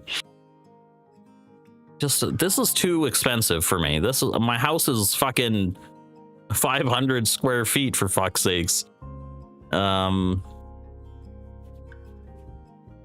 Wall shelves, I guess, right? That's kind of modern, you know. Put that above the stand, right? Like you put like your beer up there right before you go to bed, right? Your pills or whatever. Oh, have a little night lamp right there. Okay, that lamp's huge. Have a little lamp. Isn't that nice? Let's have a cute little, ooh, this is like grandma lamp central. Doesn't really go with the dice. That kind of goes. But why is the dye? It's kind of intersecting with the dye, which I don't understand. There we go. Perfect. All right.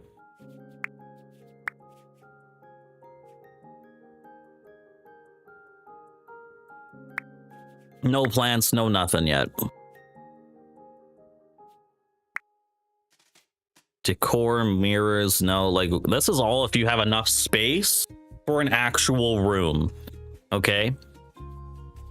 We have a bed. That is a great start. Now the bathroom.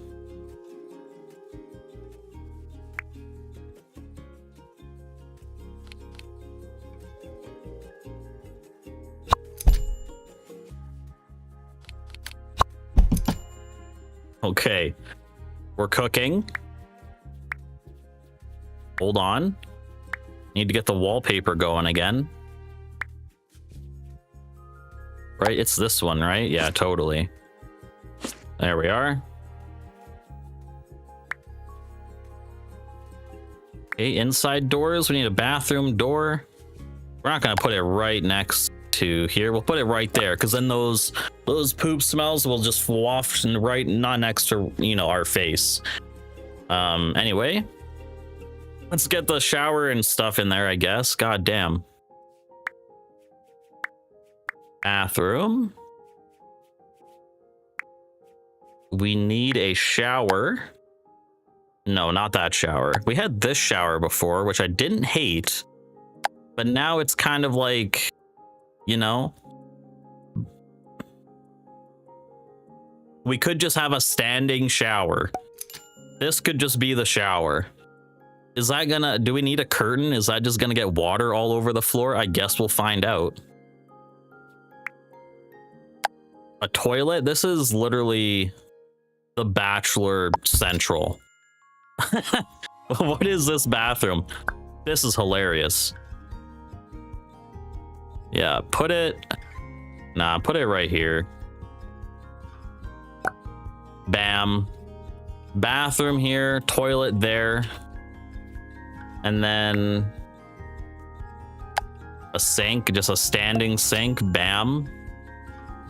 Okay, that needs to be adjusted. That does not look right at all.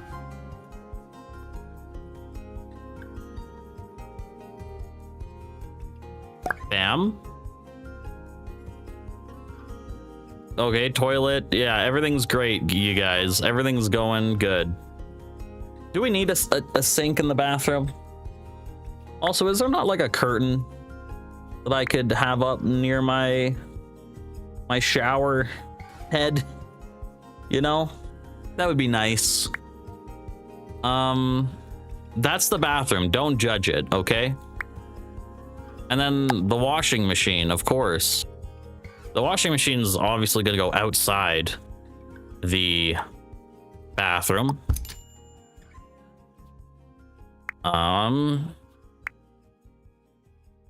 Shelves. So this is all bathroom stuff still. Lights, ceiling fan, outdoor lighting, ceiling light. I guess we'll need a ceiling light in here. There you go. Right next to the shower. That's not going to be a problem, I'm sure. It's on the ceiling. It's fine. Maybe we should have something like this, perhaps, and sell this. Maybe that work? Yeah, sure. Why not? Okay, bathroom done. Not gonna even look at it anymore. Dining room, kitchen, living room. Kitchen we need. Dining room, living room will be mushed into one area. Okay, we have to adjust this. I really have to make this space cramped, dude. We really got to make it work, man. Okay.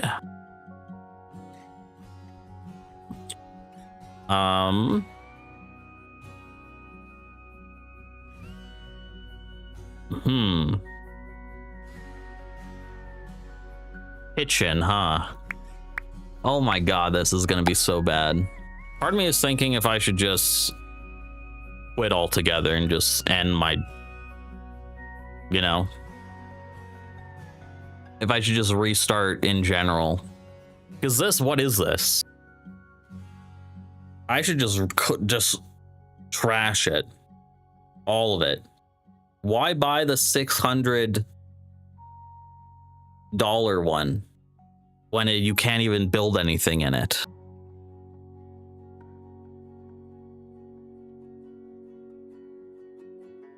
With $30,000, because then if I build this shitty kitchen, I'm gonna be sitting with like 20 grand in my pocket.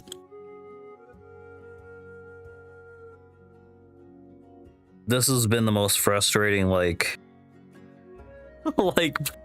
thing, right? The part of me is like, should I just go back and just fucking I'm just gonna restart the game, man. Unstuck. Just to create new households. Is there a way to like move houses? Is there a way to sell them my plot of land already?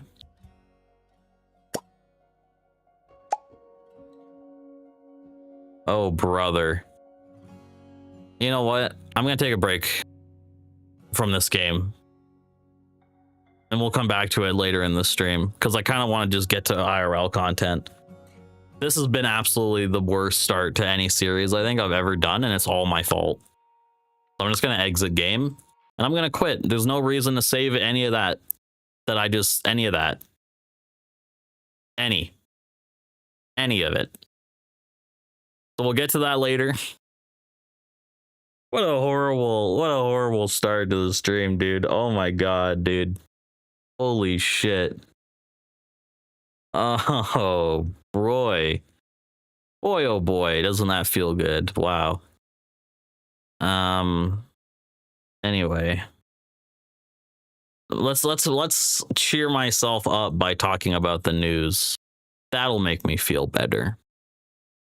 That'll make me feel better about what just happened with that gaming experience. So, what are we going to do? We're going to edit my stream info, and we're going to go to just chatting. Just chatting. Bam. And now what we're going to do is take what we call here a break, and then we'll get back with some news and notes, and we'll talk about just whatever the fuck's trending, I guess, huh?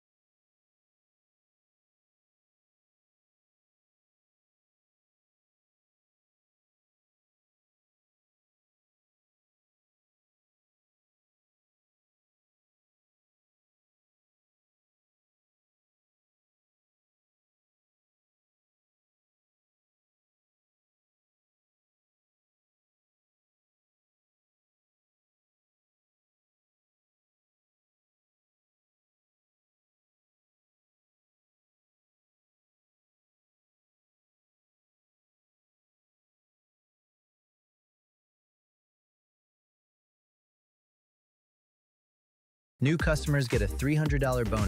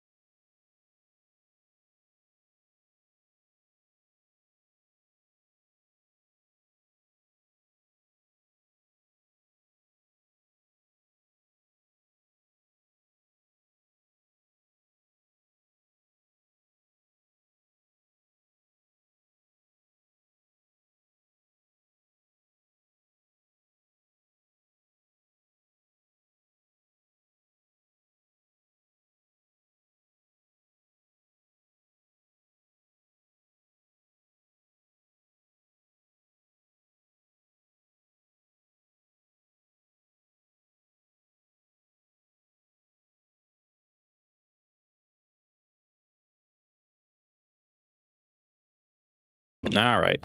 All right. If you're a real one, you waited. You know, who waited? Anyone? I'm just saying. So the stream has been a failure so far, but so let's get into what I really love to talk about, really. And that's politics and the stuff on the internet. Because it's about 10:30 my time.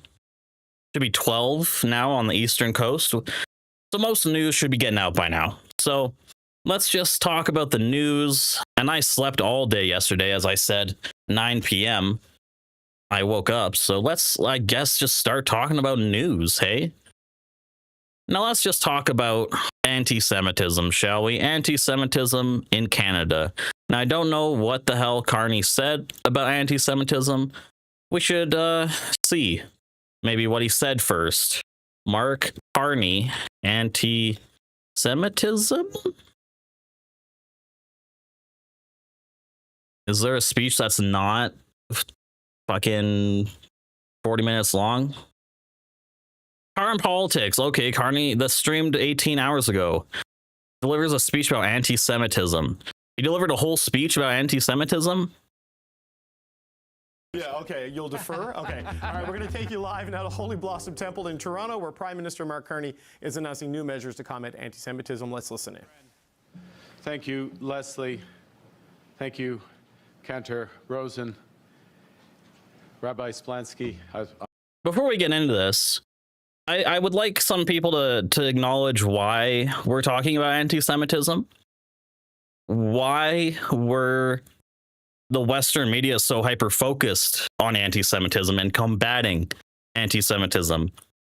It's because of Israel's actions in the Middle East, specifically the genocide in Gaza, and it's been being pushed in the USA extremely, the crackdown on the Palestine protests, etc.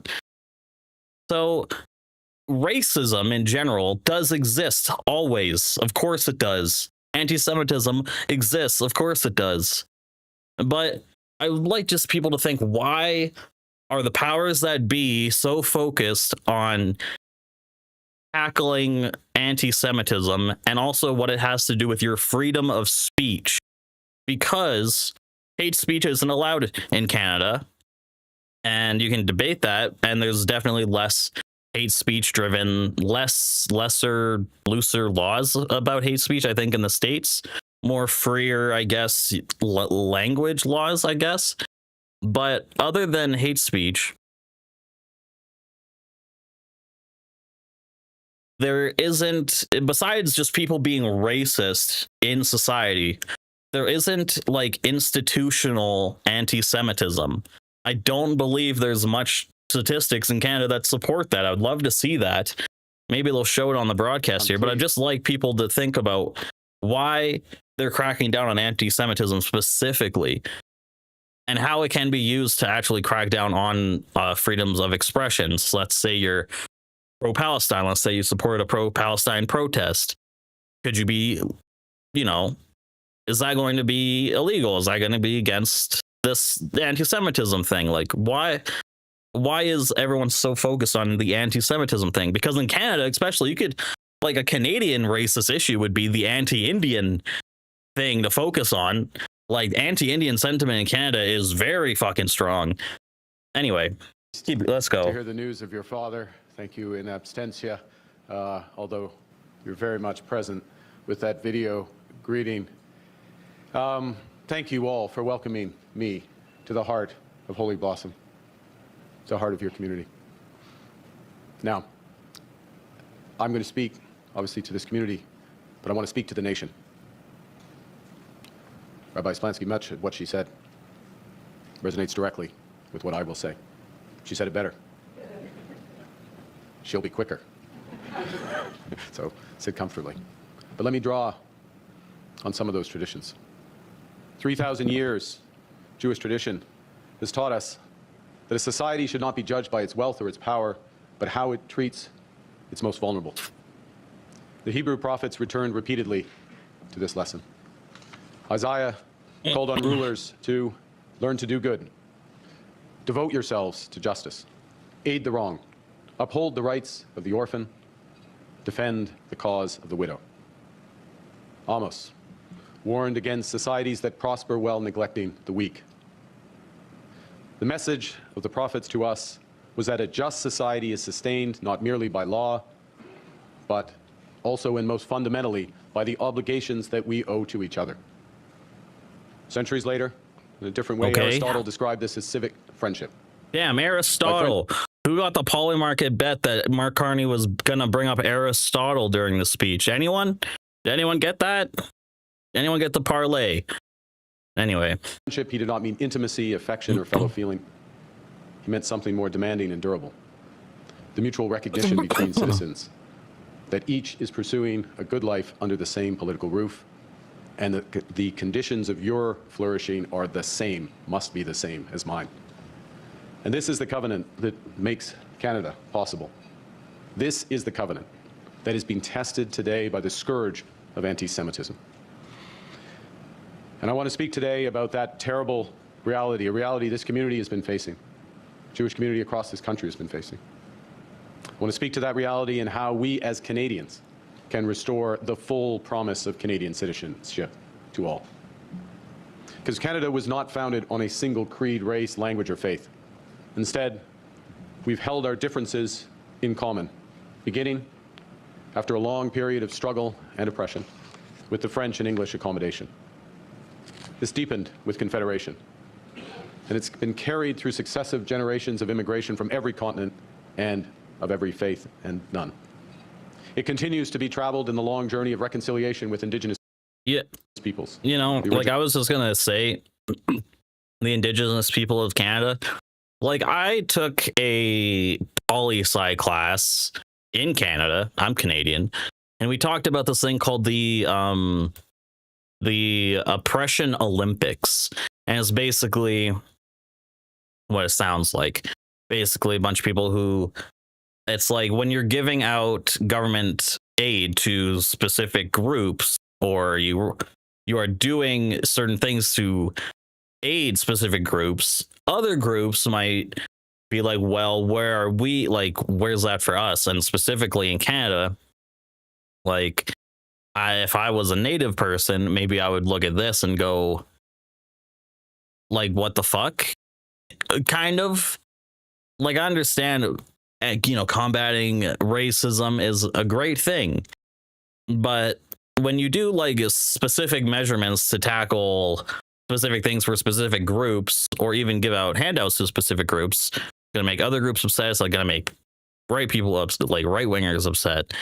And I don't know. I would love to know people's takes. Of this land. Le respect, on fait la célébration. Because part of me is like, you know, the anti-Semitism thing is being fueled because of what is happening in Gaza, right?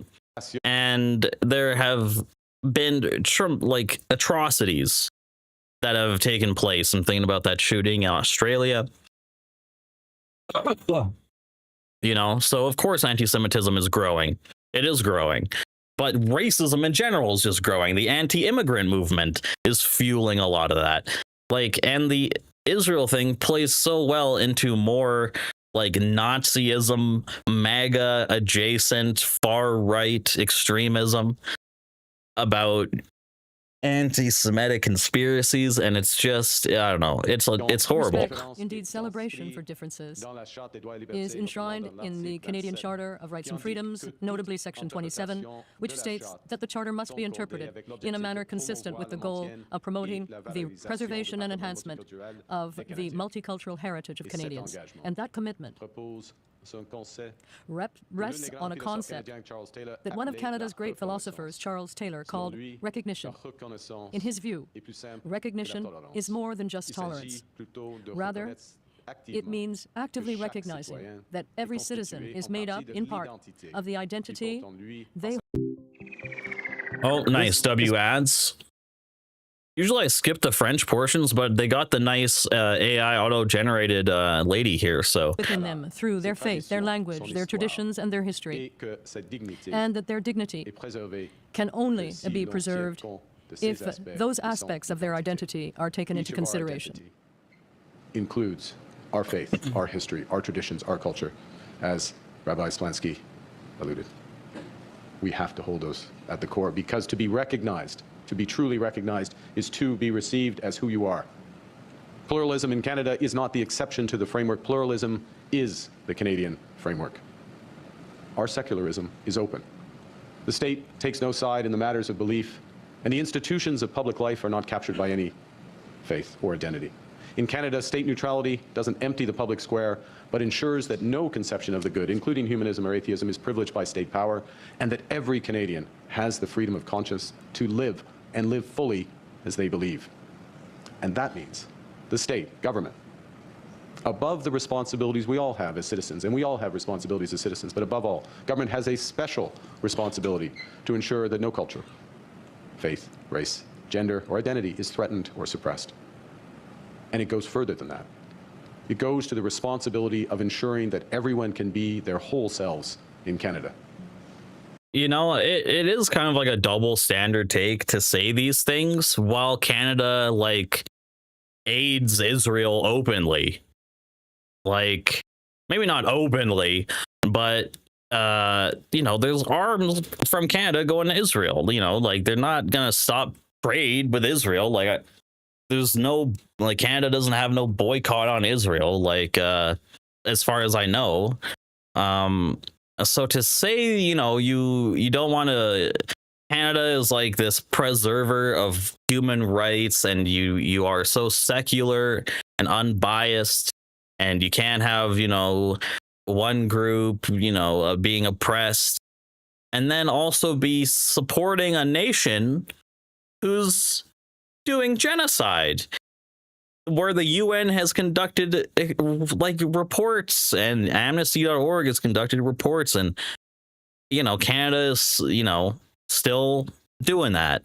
And they do the both sides thing where they go, oh, well, we're gonna, you know, drop plane packages over Gaza or whatever with aid. It's like, you know, it doesn't do much, you know.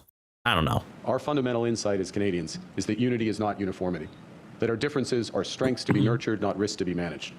And in Canada, faith, language, heritage, tradition aren't concessions to citizenship. They are the expressions of our citizenship. In Canada, the visibility of our differences is the substance of our mutual respect. This is how we hold ourselves together. Now, I don't pretend that this is always easy. Differences generate friction. Accommodation of competing claims is real work sometimes. We'll always have legitimate debates about where those lines properly fall, but those debates are part of how a pluralistic country sustains itself. And today, in Canada, that nature is being tested, as one of our communities is being particularly and brutally targeted. Across our country, anti-Semitism has surged to levels not seen in the post-war period. Last year, over 2/3 of all religion-motivated hate crimes were directed at Jewish Canadians, who make up only 1% of the population. I'm afraid this room knows what I'm about to say all too well. You've lived it. But I want everyone to hear it. Anti-Semites in Canada have fired bullets at Jewish schools. They have thrown firebombs at synagogues. They've attacked community centers. They've targeted Jewish-owned businesses, harassed Jewish patients at hospitals, drove Jewish students from common spaces on our university campuses. They have desecrated our Holocaust memorials. Canadian parents must now ask themselves whether it is wise to send their children to a Jewish school. Practicing Canadians think twice before wearing a kippah in the metro. And the same scourge is plaguing Europe and the United States. It is also affecting the United Kingdom. You know, the reason why I'm making this face is because you can't hide your skin color or ethnicity. So to say, like, and also Canada is such a low crime country compared to, like, you know, the States and a lot of other places. But, like, people get, like, targeted just for their skin color, you know? I don't know. It's just crazy. It's just like, you can't hide your ethnicity from a racist piece of shit. I don't know what to do, you know? But anyway, where the Heaton Park and Golders Green terrorist attacks profoundly shaken Jewish communities. Also, Australia. Last December, 15 people were murdered on Bondi Beach in the first evening of Hanukkah. Let me personalize this. Last October, Evan, Solomon, and I, and others, we attended the opening of the Chabad Jewish Center at the University of Ottawa. Remember that? Lovely sunny day. This student center was made possible by the philanthropy of one of Canada's leading entrepreneurs, Harley Finkelstein, who, as a student, had benefited from the teachings and the friendship, the hospitality of Rabbi Chaim Boyarsky. And the rabbi remains at the heart of Jewish student life at that university. It was a joyous event, otherwise joyous event, but it occurred under heavy police presence, and it was interrupted by angry shouts of some passersby. Only a few weeks later, I would next see Rabbi Boyarsky on a bitterly cold Sunday afternoon in December as we lit the first menorah candle at Ottawa City Hall and mourned the victims of Bondi Beach, which included his friend and Chabad colleague, Rabbi Eli Schlanger. The pain, the threats, the fears can appear relentless. The horror and shame are global. Our actions must be local. And they start with clearly admitting that Canada's civic compact is failing Jewish Canadians. And they extend to all Canadians, recognizing that if that covenant fails one of our communities, it fails us all. Since being elected a little over a year ago, our government...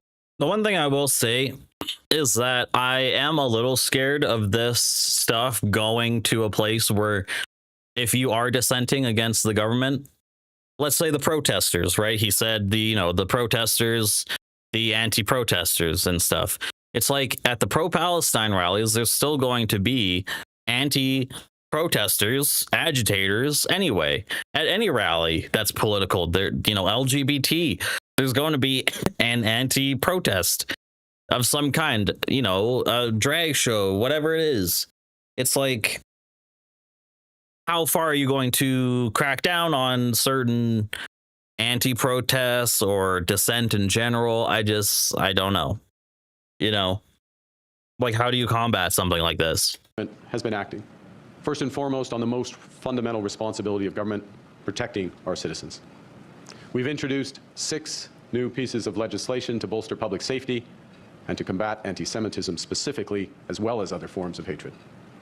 Foremost amongst these 6 bills, Bill C-9, the Combating Hate Act, addresses directly the... For a long time, the trade-off has been... Oh my God, ads, bro. Of course, as soon as he's talking about the Bill C-9.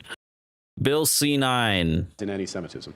Hate-motivated violence, combating hate.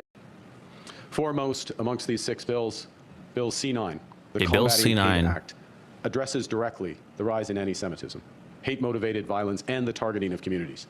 It significantly strengthens the criminal code, it significantly strengthens the criminal code by creating new offenses for intimidation, obstruction at places of worship, schools, community centers, and other institutions used by identifiable communities. Nous avons aussi réaffirmé l'importance. So exactly what I'm saying there. You have the right to protest on any public space, right, in Canada. You have the right, you have the right to protest in public, right, and have your protest. This is just a kind of scary way where the government could be like, well, goodbye with your right to protest because of X, you're here, wherever near this group. And is this going to be applied both ways? Are, Israel protests, pro-Israel protests going to have, are the anti-protesters there going to be, silenced or let to be there just as they would be, as the fucking roles would be reversed? So this is the thing where I'm like, I don't think this helps combat anti-Semitism much. I think it helps the government get more power, at least, and enhance the criminal code. So you know, We have also reaffirmed great the importance stuff, I of guess. the operational definition of anti-Semitism developed by the International Alliance for Holocaust Remembrance and that Canada adopted in 2019 as part of its anti-racism strategy. This definition allows for legitimate criticism of any government,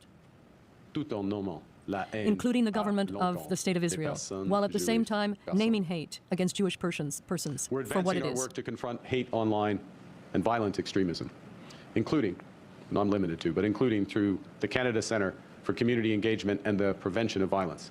That centre leads Canada's works on countering radicalization to violence and supports prevention, research, frontline intervention through the Community Resilience Fund.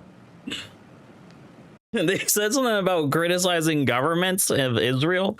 No, I really hope that does not mean that they're saying criticism of Israel, their government, is anti-Semitic, because that is crazy.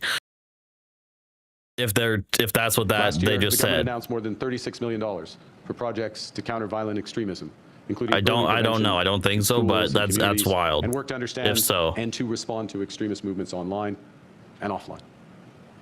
A few weeks ago, we committed an additional $75 million through the Canada Community Security Program for synagogues, for Jewish day schools, for community centers, and for institutions of every faith community whose safety is at risk. It pains me that we had to commit $75 million to this. Any dollar to this. We're working with provinces, municipalities, and our intelligence and law enforcement Why? agencies to coordinate. How would it pain you to spend money on protecting your I would like to citizens? take What? this time to commend Huh? Chief Carr, Deputy What do you Commissioner mean? Larkin, Chief What? Demke, the Toronto Police I Service, guess it's the sad thing about and all your society, efforts but it should still be for there. enforcement. Thank you.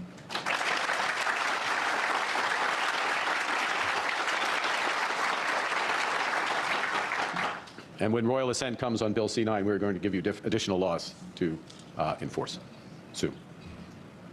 Ces mesures sont nécessaires, Those measures are mais necessary. cependant, elles sont loin However, de suffire on their own, à elles seules. they are woefully inadequate. Un pays où des écoles A juives country ont where besoin Jewish de gardes schools de sécurité, require security où les guards, synagogues ont besoin where de synagogues barrières, require où les barriers, enfants juifs and where fréquentent Jewish des children écoles attend recluses. school, Dans un périmètre de confined protection behind est a un protection pays qui perimeter, protège ses is a country citoyens, that oui, protects its mais citizens, qui n'arrive pas but is à unable respecter to son abide pacte by civique. its civic compact.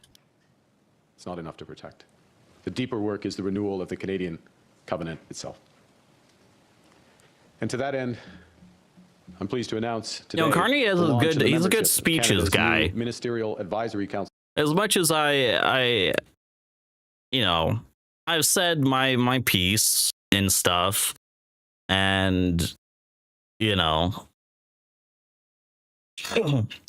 all of this is well and good, protecting minorities, all well and good, but enacting or changing the criminal code of certain definitions of what hate speech is, who knows what that looks like. I don't know. Covenant itself.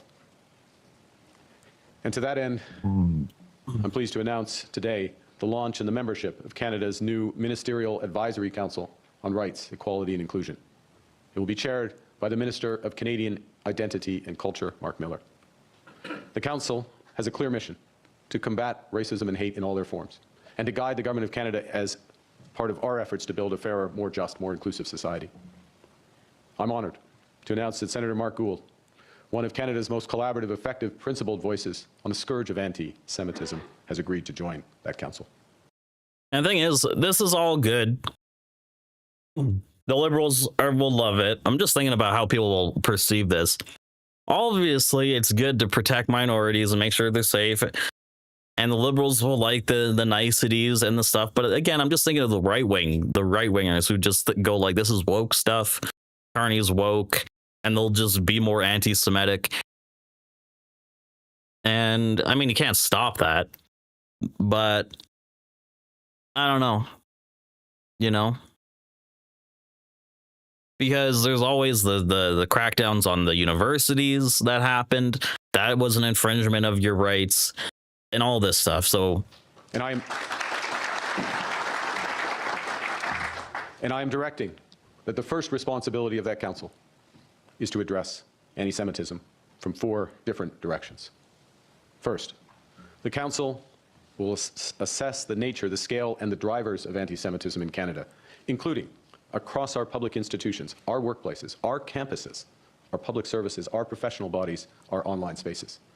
Because these are the places where the habits of civic life are formed, and where if those habits fracture, the fracture quickly spreads.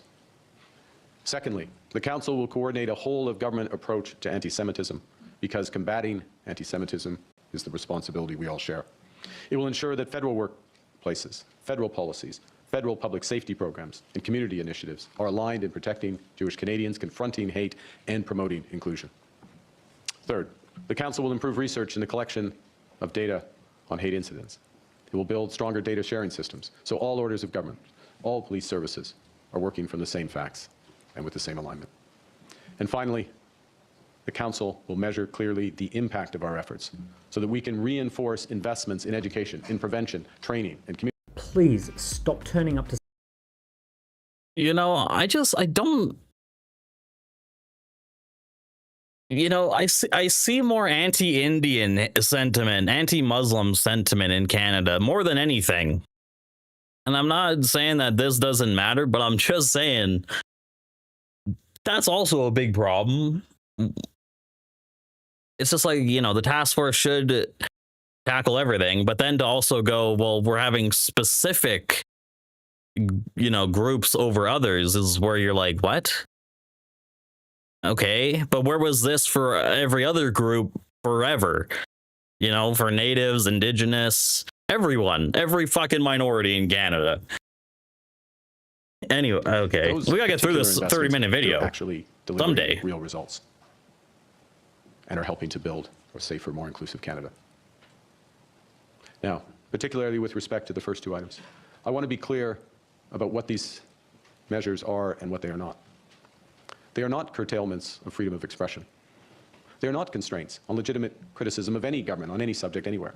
Oh, well, there you go. They are the basic standards we owe one another in our shared public institutions. See, well, there you go. Canada's not doing the thing where it's like you can still criticize Israel and not be anti-Semitic.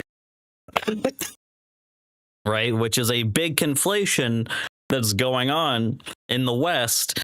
So it's important that Canada does not embrace that, where it's like criticism of Israel and the government's actions of Israel is not anti-Semitic. The same thing as saying like the criticism of fucking ISIS is not anti-Muslim. It's a stupid sentiment.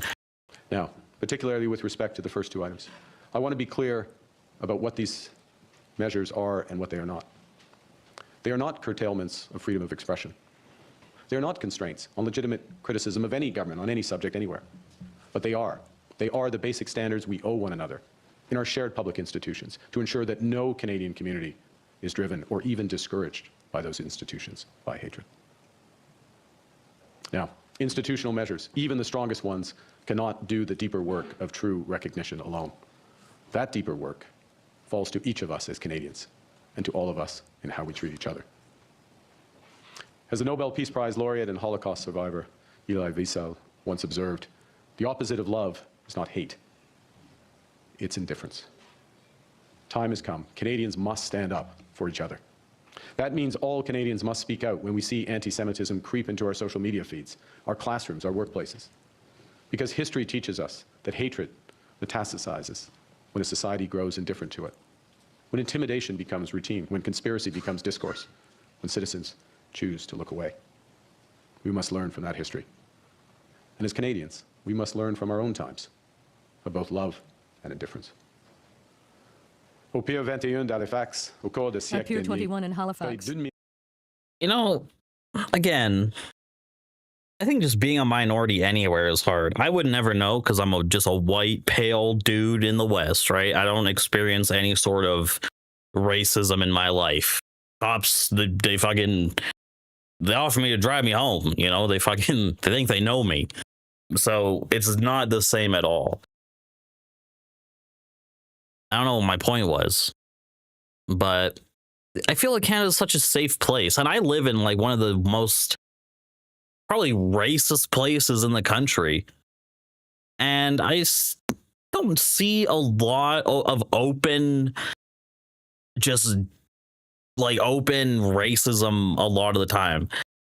I'm not going outside that often, but there's not a lot of the time where I'm out in the street and I'm going, wow, there's a Nazi rally. That's pretty anti-Semitic. Wow, that there's, you know, X this. That's pretty racist.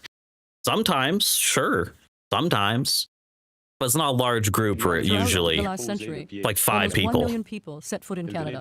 At least where I'm at. That's just my anecdote. Following 2 wars, countries that had been torn apart by conflict, and regions marked by poverty and persecution. Bro, it's getting cold in my house. It's the only time it's actually ever been They came with a heritage that fucking cold in my house. And I appreciate it. And the covenant that they concluded, that covenant has since then become the very essence of Canadian citizenship.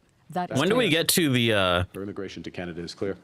We welcome the people at the end here in all their diversity, in all that splendor. We don't welcome the world's hatreds. When you come to Canada, you bring your faith. Okay, so like 5 minutes. You leave behind your animosities. Now, we haven't always lived up to all of that pact. 1939, the MS St. Louis, carrying 907 Jewish refugees fleeing Nazi Germany, sailed up the Atlantic coast seeking refuge. Cuba turned them away. The United States turned them away. In Canada, we looked away too. The ship returned to Europe. Hundreds of those passengers were murdered. R.I.P. Canada. Oh, look at that. Oh, poor Canada. You know what Canada did? Followed the United States and everyone else, just like, you know, everyone in the Western countries do. They, you know, most of them align up with each other and do the same shit. That's what you see with all the fucking anti-immigrant bullshit. All this crackdowns about sovereignty. Oh. You know what Canada did? This is, you know, the Canada that's like, it's supposed to be like this super upholder of human rights. They also rejected them. Nice. Way to go, Canada. Sailed up the Atlantic coast seeking refuge. Cuba turned them away. The United States turned them away. In Canada, we looked away too. The ship returned to Europe. Hundreds of those passengers were murdered in the Holocaust. The St. Louis is the face of the Canadian promise denied. And Prime Minister Trudeau rightly apologized for it in 2018. The covenant we must... You, just you, building your app. But in saying this, like this example using the Jews fleeing the Holocaust, does this mean Canada is going to try to help aid people from Gaza experiencing a genocide to come to Canada or something like that? Like, I would like, is that what? I don't think that's going to happen. Mr. Trudeau rightly apologized for it in 2018. The covenant we must renew today is in part the covenant we failed to honor then. And what does this moment require? It requires that we do not transpose foreign conflicts onto each other. It requires all of us as Canadians to stand up and protect our fellow citizens. It requires all of us to raise our voices in disgust and defiance when we see the ugly face of anti-Semitism. It requires that no Canadian child goes to school being seen as a representative of any foreign state. Cela implique It means that no Canadian going about their daily activities should have to take responsibility for the acts committed by a government, wherever it happens to be. I mean, that's all great. Whether it is in the subway, in a store, in a hospital, a university, in a synagogue, a all well and good, or a temple. It means that there must be political debates in Parliament and in the public space, but no targeting of private businesses, homes, and communities. The covenant runs in every direction. Anti-Semitism breaks it, Islamophobia breaks it, burning churches breaks it, transphobia breaks it. The targeting of any Canadian for their faith, their origin, their identity breaks it. Now, I want to be clear, particularly to the Jewish community. Naming those other assaults is not equivalence. The crisis of anti-Semitism in Canada today is specific, it's severe, and it demands a targeted response. And that is what our government is fully committed to. It's also the case. That's so weird, though. Because there's other minorities for a lot, like, as I said, the Oppression Olympics, it's like, there's other minorities in Canada for, like, all minorities in Canada face some level of this. So why is it, what, just because right now it's such a hot button issue? Is that why? Like, I guess, like, but that's still shitty for, like, Native Indigenous people who are like, what about me, bro? Like, there's stats where, like, Native women go, like, missing all the time or some shit. For all Canadians. Not all the time, but, like, the covenant we are renewing the is most. It protects all of us by binding all of us. That's its strength, its source of legitimacy. It's all of our responsibility. So let me close where I began. Canada was summoned into being by peoples who learned imperfectly and over time to hold their differences in common. That hasn't always been easy, and we have at times failed. We failed Indigenous peoples. We failed the Acadians and the French settlers. We failed the passengers of the MS St. Louis. Each failure has taught us something about what it means to be the country we aspire to be. That means protection.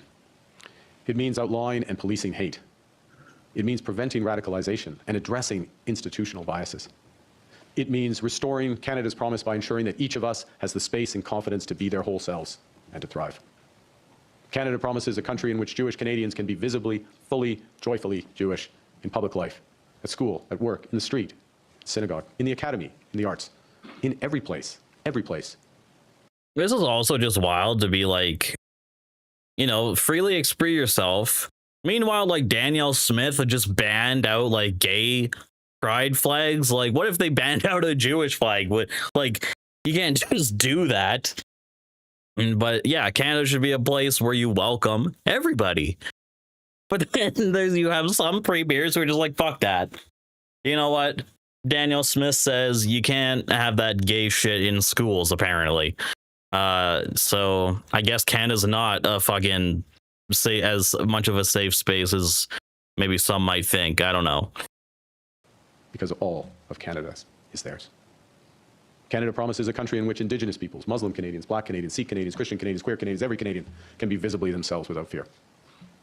Canada promises a country where differences are nurtured, not managed. Where differences you are notice honored, how he didn't say white Canadians? Where differences are lived out in common. Because the stupid anti-white racism thing is so dumb and doesn't make any sense, and it's just racist bullshit. Thank you very much for all coming. We love you, Carney. That was Prime Minister Mark Carney with a speech entitled The Canadian Covenant, speaking at a Jewish temple in Toronto. Saying there many things members of the Jewish community have wanted to hear from their Prime Minister, and which this government and the previous Liberal government have been criticized for being slow to say. Saying that the Covenant of Canada, the abilities of people of different faiths and origin and race and beliefs to live together, is being tested by what he calls the scourge of anti-Semitism. He acknowledged the scale and the brutality of anti-Semitism in Canada in the last number of years and how it goes against the very social compact of the country. Outlined some of the legislative changes and the financial measures that his government has brought in, including to deal with this issue, including $75 million through the Canada Community Security Program for security at synagogues and Jewish day schools and community centers, saying that it pains me that we had to commit $75 million to this. That pains him that they had to commit any money to this, and making the point that a country that has to protect its citizens through bodyguards and barriers and perimeters is keeping them safe, but the broader social fabric is failing. He also outlined a new committee structure and a new mandate to deal with hatred in the country, made the point that Islamophobia, transphobia, other forms of hatred are also violations of this compact, but then making it clear to the Jewish community says that naming these assaults is not equivalence. The crisis of anti-Semitism in Canada today is specific, severe, and demands a targeted response. Our government is fully committed to that response. He acknowledged that there is an elevated and severe issue here, but that there's a recommitment to the civil compact. It has to be comprehensive, and it has to apply to everyone if it is going to work, urging people to leave the hatred of foreign conflicts behind when they come to Canada and to leave it away from the schools and the temples and the streets. Passports, bags, thermos. Yeah, I mean, there has to be more, like, there needs to be more media ads about just not being a hateful piece of shit. Like, obviously, school should be teaching you to be a fucking unprejudiced, unbiased. Like, that's how I was taught in school. But we read the Pride and Prejudice. And you know what prejudice is by at least 10, grade 9 or 10. You should at least know not to be racist by at least grade 3, right? Grade 2, kindergarten, like. In Canada. The CBC's Rafi Boudjikanian has been listening into that. He joins me now. Rafi, a significant speech there by the Prime Minister, one that we're told he largely wrote himself. What stood out for you in what Mark Carney had to say here? You were kind of getting there, David, when you were summarizing it, but I was struck when you said the civic compact has failed the Jewish communities of Canada. I'm kind of paraphrasing it, but he did say, he used the word failure. It almost felt like an admission that the government or governments writ large have not been doing enough.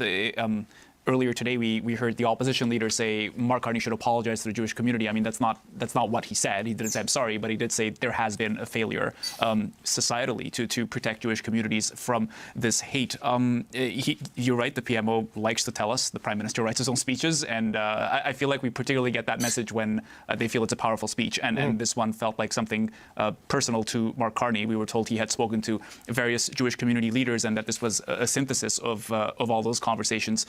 This is not a prime minister who often deals with this kind of human rights material, right? Like we know he's more comfortable talking about trade and the economy with his background than these issues. But I'm not sure he came across as a rookie here.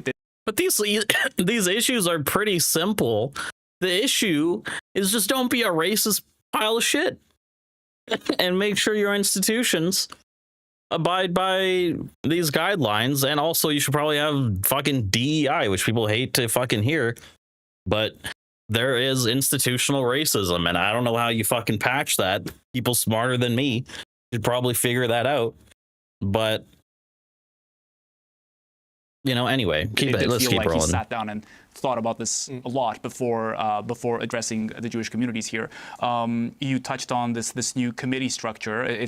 They had previously announced the creation of this council. It's the first time we got some amount of detail on what they will be asked to do now. He said that he wants this council to take a really kind of deep look at what the drivers of anti-Semitism in Canada are, that he wants them to think of solutions, that he wants them to think about improving data sharing and collection of hate crimes and hate incidents within Canada. And what struck me is he said he wants this council to then kind of evaluate how the government has been dealing with this. I'm not sure we often get that kind of mandate when these kinds of committees are struck, right? Like go back and look at what we have been doing and tell us what the failures are. A council that will be reporting to Mark Miller, who is the Canadian Identity Minister now. So there is a bit of a a kind of pathway toward cabinet, so that. Presumably the council's work is not kind of lost in the weeds. So that was kind of the main legislative thing we heard. Well, not legislative, but policy. Absolutely. And no, the mandate, the timelines, the budget, how you will measure success from this, those are things we still need to hear about. But, Mark Carney is a deeply religious person himself, and this is a moral speech more than an economic speech of how he sees a pluralistic society functioning in the ideal, and certainly how it has been failing in the moment when it comes to the particular scourge of anti-Semitism, to use his word. CBC's Rafi Boudjikanian, thanks so much for helping us with this today. That's Rafi Boudjikanian here with me in the studio in Ottawa. You're welcome. All right. Well, that's the reaction. Tell me what you guys think in the comments, of course. Do you think anti-Semitism is a scourge in Canada? I think racism in general is a big scourge in Canada. So that was interesting. So yeah, like and subscribe if you got this far in the video. You're probably like in the 2 to 3%, so make sure you fucking hit the subscribe button, god damn it.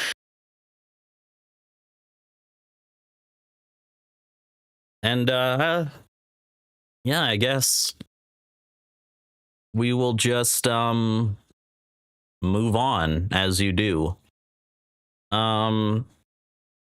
Anyway, wanted to talk about this. I just don't know what the hell this is, but I wanted to Google it. Anyway, Henry Nowak. Don't know what the hell's happening with this guy, but he's popping off.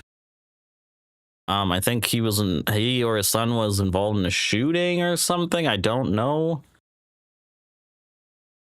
Body cam footage shows police handcuff dying student. Really? Okay.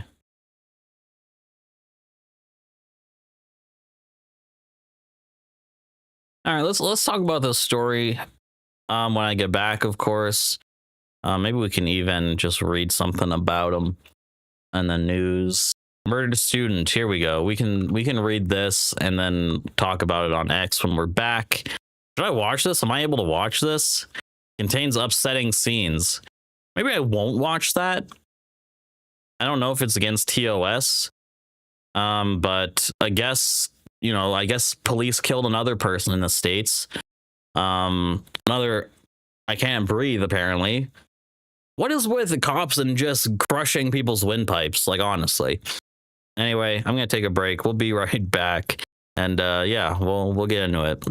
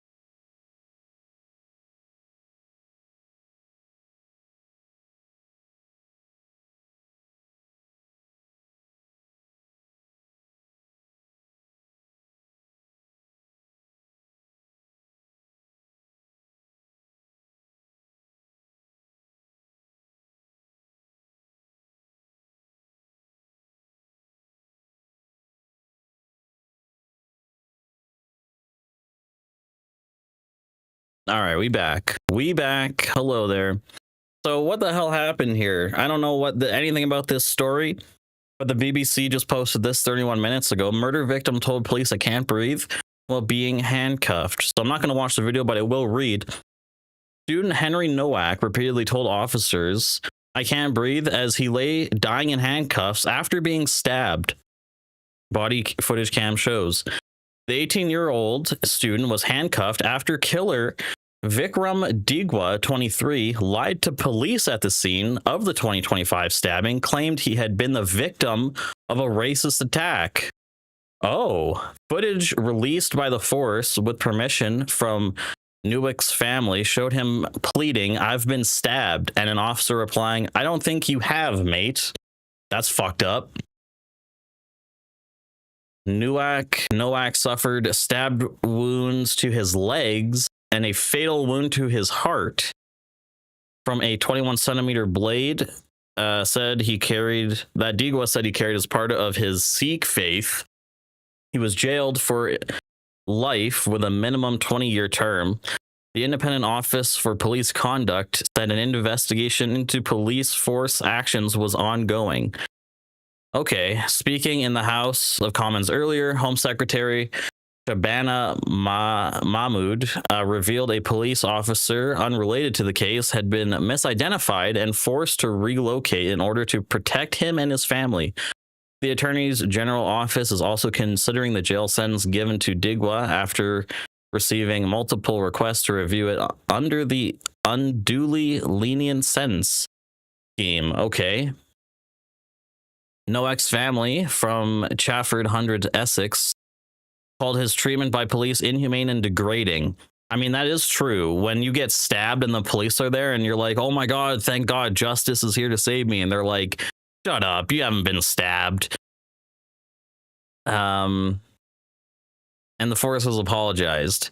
His father, Mark, said Henry told officers that he could not breathe 9 times. He told them that he had been stabbed 4 times. Henry was pulled across the gravel, his hands forced behind his back, and he was placed in handcuffs. That's brutal, man. That is so fucked.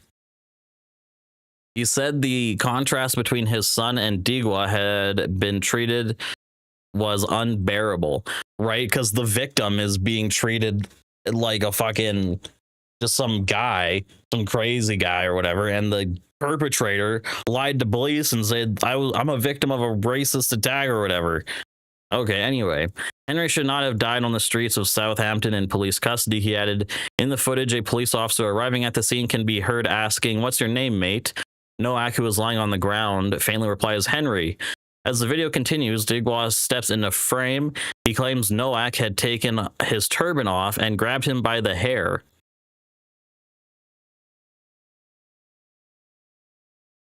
The officer asks Digwa if he was injured, to which Digwa replies, yeah, I've got a swollen eye here, a little bruise here. Officers then turn to Nowak, who can be heard repeating, "I've been stabbed," and then "I can't breathe," while he is made to sit up to be handcuffed. As the footage continues, the officer can be heard asking where Henry has been stabbed. Then he adds, "Don't think you have, mate." While being handcuffed, Nowak says, "I can't breathe," another 3 times. The officer can be heard saying, he says he's been stabbed, so let's just check him. He appears to briefly lift Nowak's shirt around the belt area before he is left to lie on his side. A female officer can be heard asking, "What do you think he's been stabbed? Where do you think he's been stabbed? In the face?" A male voice replies, "He hasn't been stabbed." Nowak, who seems unresponsive, is then told he is being arrested for assault.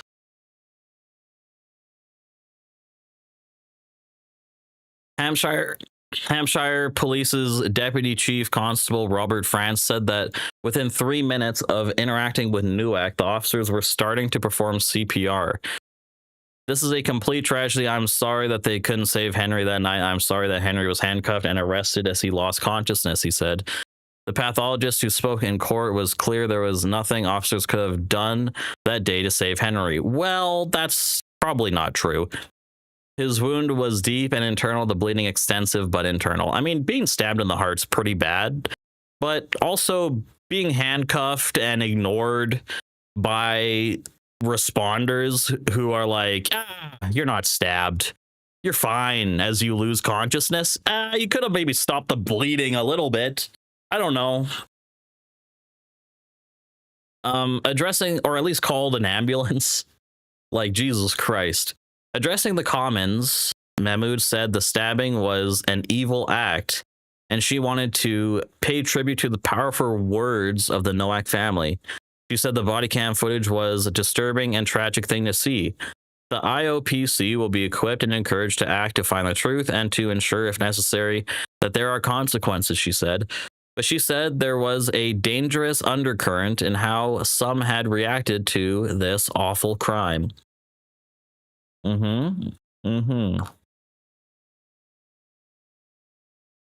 Sir Keir Starmer said that as a father of a 17-year-old, he felt sick watching the footage.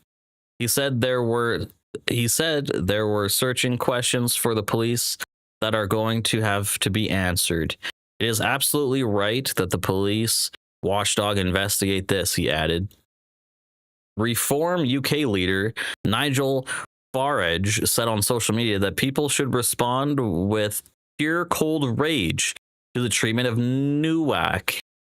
In a statement, he said that Henry's family have responded to this in just the most extraordinary, dignified way and claimed Britain has a two-tier culture where the rights and privileges of white people matter less than those of ethnic minorities. Conservative leader Amy accused Farage of deepening divisions as she argued police should treat everyone equally regardless of race. The police should just treat everyone shitty. Great take. Liberal Democrat leader Ed Davey said it was an evil murder made so much worse by the police response. Hampshire and Isle of Wight Police and Crime Commissioner Donna Jones described Nowak's death as a national tragedy. The Conservative politician said she was meeting with his family and had written the Prime Minister calling for an urgent review on the carrying of bladed articles for religious and ceremonial purposes. A spokesman for the Attorney General said, "We have received multiple requests for Vikram Digwa's sentence to be considered under the unduly lenient sentence scheme. The law officers have 28 days from sentencing to carefully consider the case and make a decision." Under current legislation, practicing Sikhs have a legal defense for wearing a small curved blade known as a kirpan close to their body for religious purposes. While Digwa had been wearing a traditional kirpan under his clothing, the weapon he used on Nowak was much bigger, and he had worn it in a sheath on top of his clothes. Okay. So a totally different weapon. Got it. When he was asked his mother, Kiran Kaur, to take it away from the murder scene, he described it as a shastar, which is the Punjabi word for weapon. Kaur is due to be sentenced for assisting an offender later this month. The Sikh community has strongly condemned the killing and told the BBC worries about Digwa's behavior in the past had prompted them to bar him from one of their places of worship in Southampton. It added, this happened long before he murdered Nowak.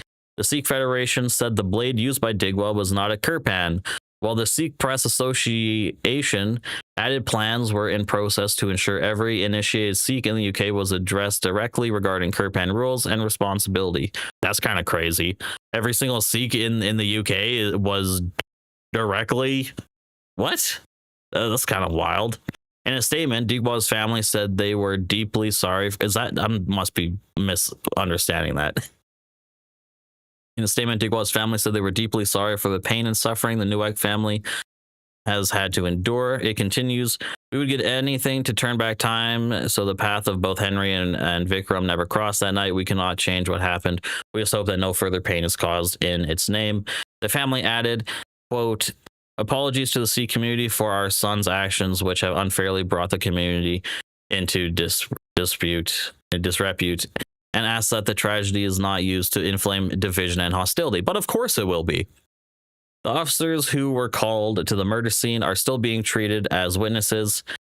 IOPC director said, "We acknowledge that this case has raised questions about the actions of the attending officers, and we are aware that a few minutes of police body-worn footage has been issued by the force following the conclusion of criminal proceedings." Quote, "As part of our ongoing investigation, we are reviewing a large amount of police body-worn footage, which we need to consider in context with other evidence we have obtained, including review material presented during the murder trial as we establish the full circumstances." Digwa appeared in a Southampton's court earlier alongside his father, 52, and his brother, 27, who are on bail. They're each charged with 6 counts of possessing an offensive weapon in a private place. Okay. So that's the story. Kind of a quick read. If you're still here, like and subscribe, of course. We're going to get into X. I guess this is the father, Henry Nowak's father, out on the murder of his son. Let's get into it. 2 minutes.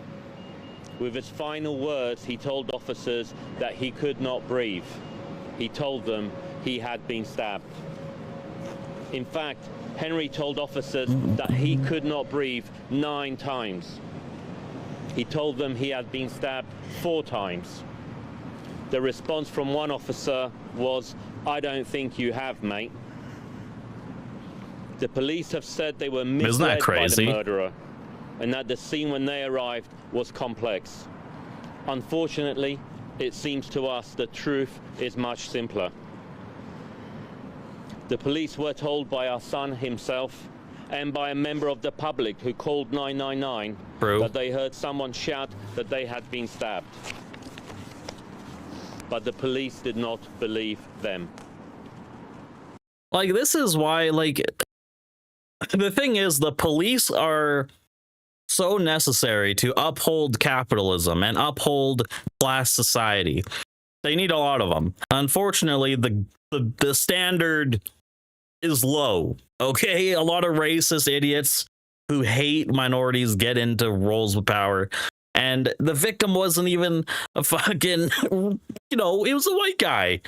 So, like, you know, obviously is going to be treated even more of a tragedy by, like, the BBC and Western media, etc., and is going to be made to cause division against obviously the faith and all the good stuff that X is, you know, there to do, which, you know, of course, it is typical. Anyway, thank you for the follow. I saw you, Chloe. Thank you. But anyway, let's keep going. Henry was pulled across the gravel, his hands forced behind his back, and he was placed in handcuffs. Instead of being treated as a dying victim, police formally arrested Henry for assault and read him his rights. That was the last thing he heard. Isn't that crazy? That's so fucked. Henry did not die with dignity. He did not die with the care he deserved. He lost consciousness before anyone believed him. Let me be absolutely clear. We hold Vikram Digwa solely and 100% responsible for the brutal murder of our son. But Henry should not have died on the streets of Southampton in police custody. Damn. The way he was treated was inhumane and degrading. His murder, however, was afforded decency. He was believed. He was not handcuffed when arrested. He was not handcuffed when transported to the police station. As far as we understand, he was never handcuffed at all. And, as Vikram Digwa himself told the court, whilst under arrest for Henry's murder, police even took him to the kitchen so he could choose his food. The contrast is unbearable.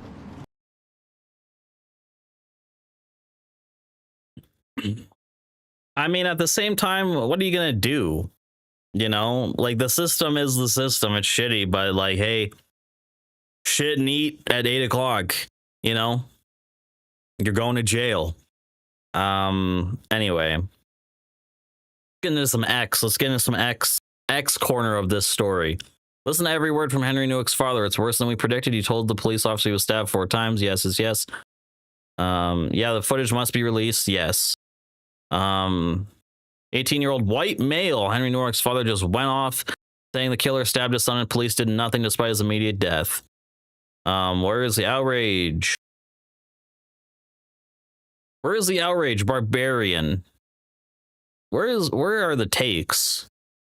I'm not gonna lie, after seeing that body cam footage of Henry Newark's horrific last moments, I'm struggling to control my anger. The chief constable of Hampshire Police and every single one of those.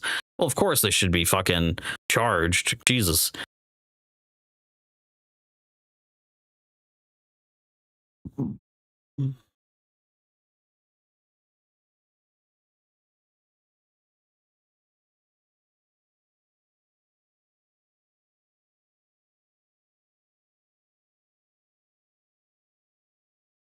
Anyway, that's the story. I guess there's no huge takes. Anyway, that's the story.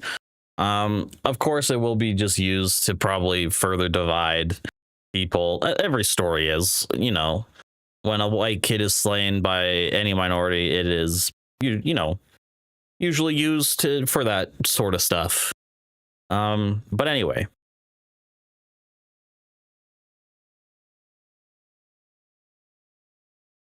Evan O'Leary's trending. I'm gonna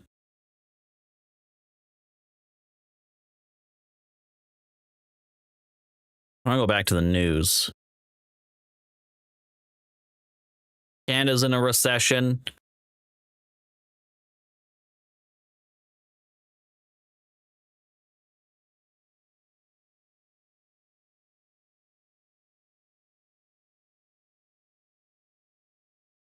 What else is trending in the world, huh? Huh?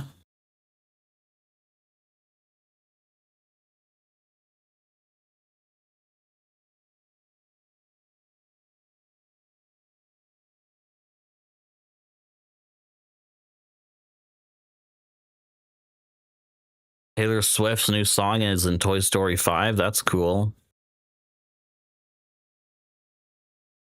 Talking about the big old recession that's coming on. Let's talk about this. This is a quick little read, as long as I'm, you know, reading on stream. How long is this? Oh, I can't even look at it, of course. Hold on.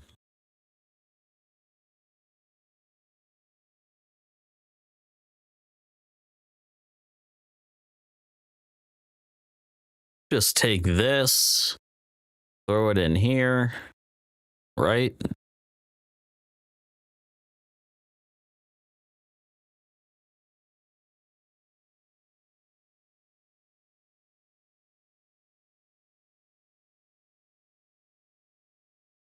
Does this work? There we go. Look at that. Anyway. Let's read this article. Inside Putin's 26 billion quest for longevity. From mini pigs and organ printing to psychotherapy and genetics, Russia's president has turned anti-aging research into a Kremlin priority. We all know that, you know, the hot mic between Vladimir Putin and Xi Jinping, between humans achieving immortality by replacing their organs. Some dismiss the exchange as an eccentric small talk between aging autocrats. In fact, during the conversation at Beijing Military Parade last September, Putin appeared to describe a Kremlin-backed longevity initiative that has become one of Russia's flagship scientific projects. Isn't that wild? They're trying to make superhumans. Like Silicon Valley billionaires, including Jeff Bezos, Sam Altman, and Peter Thiel, Putin has long been fascinated with anti-aging research. But in Russia, Putin's quest to stave off decline is now a state priority, relying on methods as wide-ranging as organ printing, harvesting mini pigs, and exposure to ultra-low temperatures. But anyway, before anyone claps me for fucking that article up, that's wild just because anti-aging is such a big thing. Even can I look up Putin's anti-aging? But like 5 days. Oh, this is the same article. Here we go. Is this one free? The same thing, but is it just free? Yeah, exactly. $26 billion just to keep this old fuck alive, huh? Isn't that crazy? The exchange during a military pride parade. Yeah. Putin's new health preserve technologies initiative. 26 billion. 26 billion doesn't even sound like a lot because 26, right? But billion, like $1 billion is used to like fund Canada Post all across the country. Just the mail cert, like 26 billion just to keep Putin alive. Deputy Science Minister Denis Sekernsky described it as one of the most promising approaches in the fight against aging. Officials has also highlighted research into lab-grown organs for transplantation, another idea Putin mentioned in Beijing.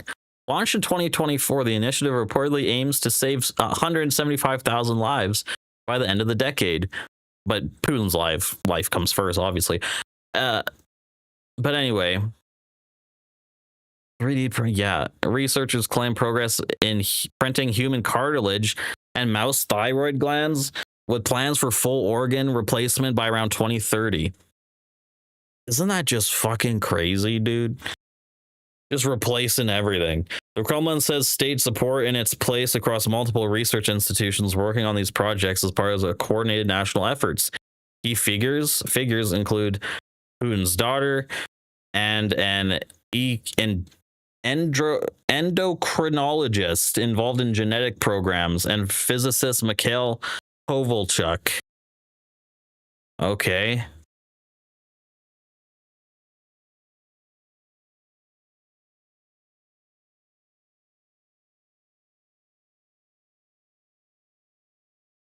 In a 2015 speech, he warned of future.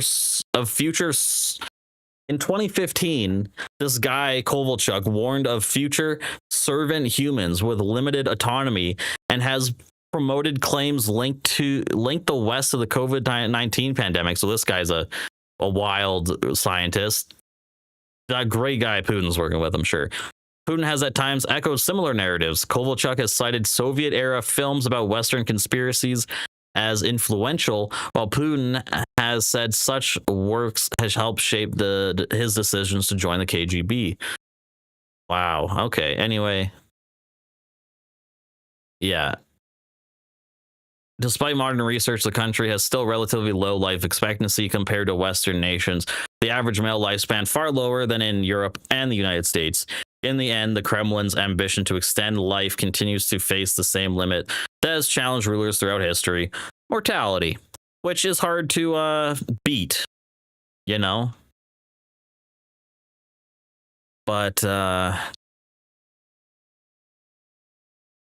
yeah, they're working on saving that old guy for sure. Just printing humans and just any sort of science, I guess, laboratory to just keep them going. I don't know. 26 billion. Man. Imagine what that could do, you know, if used correctly, you know? Why is Firefox lagging so hard? What's happening here?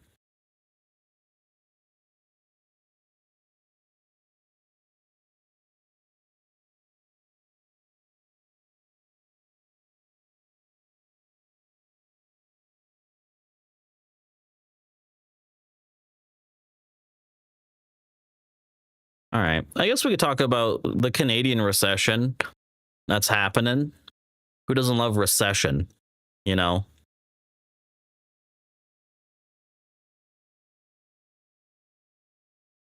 This could be interesting.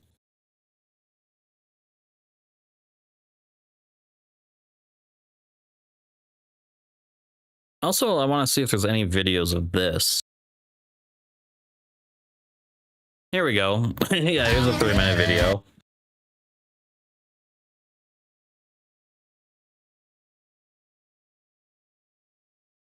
Okay, we can watch this too. That's funny.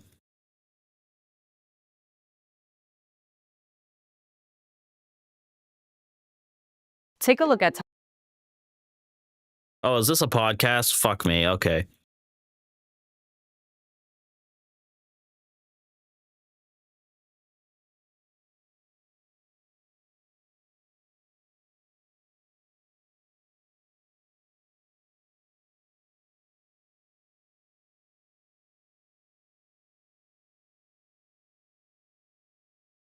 All right.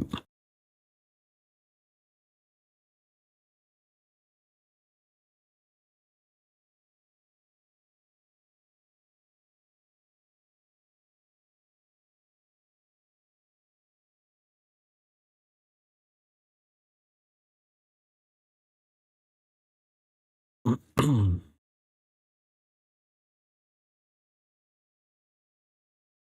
right, let's get another recession talk after a break. All right.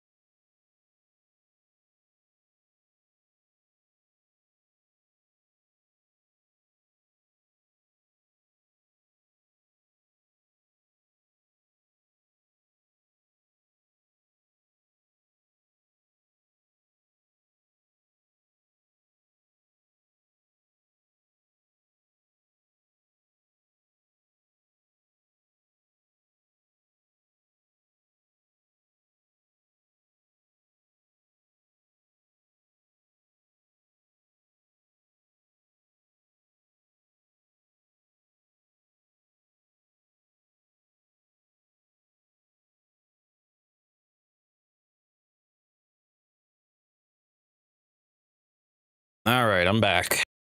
I'm back for the Carney liberal recession, everybody. The Carney liberal recession. That's what, that's what Pierre's going with. That's his thing. The Trudeau liberal recession. Now it's the Carney liberal recession. How unique. Anyway, before we get into X, let's just talk about some things first. Because let's dive into X. Because Trump had some things to say. Trump, when we enter a recession, comes out with a big old tweet and says, 51st state, baby. Come on. 51st state. Let's go. Not that but it's always fun. It is fun to see the nationalism of Canadians getting all like, oh, fuck Trump. You bastard. But he is a bastard, and probably also in the Epstein files, all of them. But that's not the point. The point is that this is only going to stoke more nationalism. And Carney, the thing is,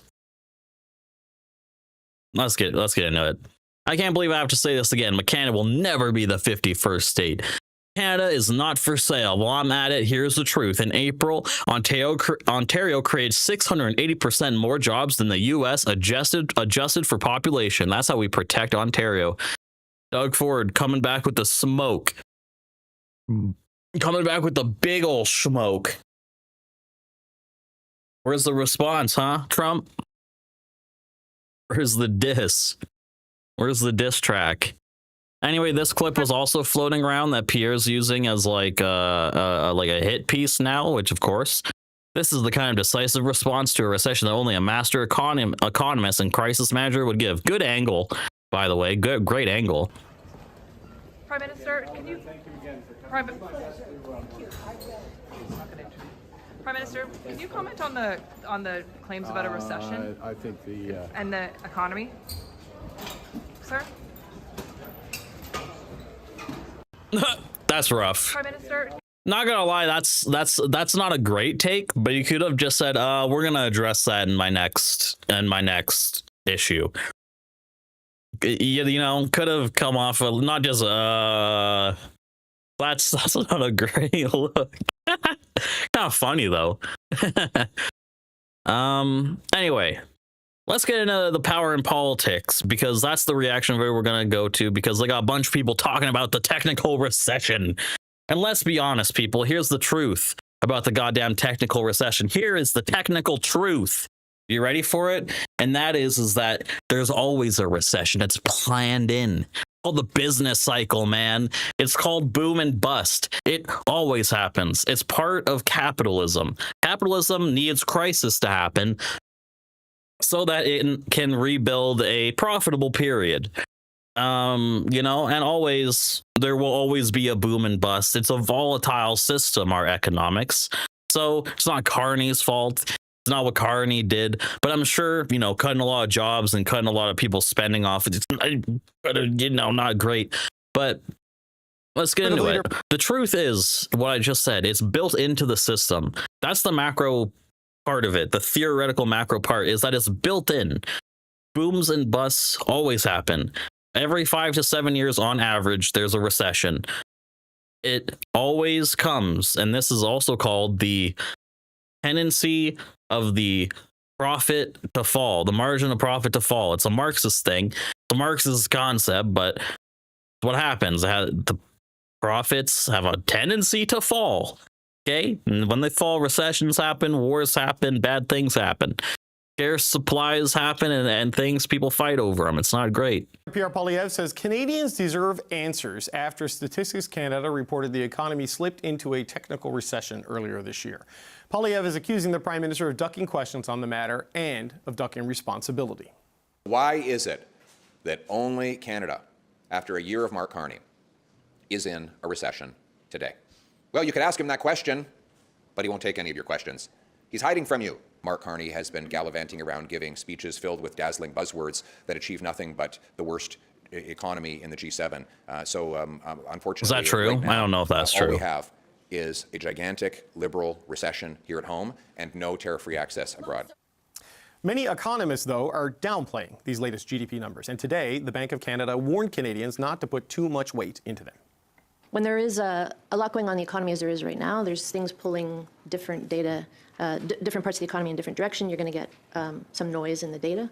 2 quarters of annualized contraction in GDP does meet one definition of a recession, but simply the fact that you have to put the term technical in front of it sort of tells you that you need to really look past that one indicator. You need to look at employment. You maybe need to look at some of the more leading indicators. I think we need to be careful not to put too much weight in any one indicator. And you know why they say this?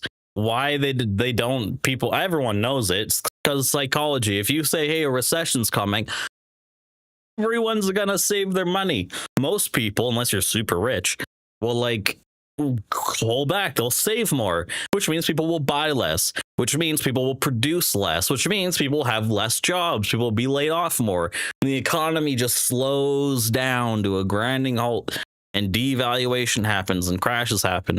And that's when the profitable period starts back up again. Isn't it beautiful? The business cycle, everybody. It's great. Imagine being able to build anything just by thinking about it. Meet Base 44. Okay, we're going to start there with the power panel. We've got Vandana Cotter, who is an advisor to former Prime Minister Justin Trudeau. Brad Levine is a former national campaign director for the NDP. And Rob Rousseau is here with me in the studio. He, of course, is the Canada correspondent for The Economist. So we got all angles here. Former Conservative Cabinet Minister Peter MacKay. We had to start a little bit early because of the delay of the Conservative minister. Hide him. Soon. Rob, let's start with you. What do you make of this argument over this? The political attack from Pierre Poilievre that this recession that may not be a recession, if you listen to The Economist, is all Mark Carney's fault. Will Canadians buy that argument? I think the debate is irrelevant. Let's ask ourselves a political question. This is a political panel. Which government would like to have that news come out while they're in government from Statistics Canada? It doesn't matter what stripe. No government is going to like that. It's absolutely true that it's grim out there in many parts of the country, that people are really hurting. They don't need Statistics Canada to tell them that.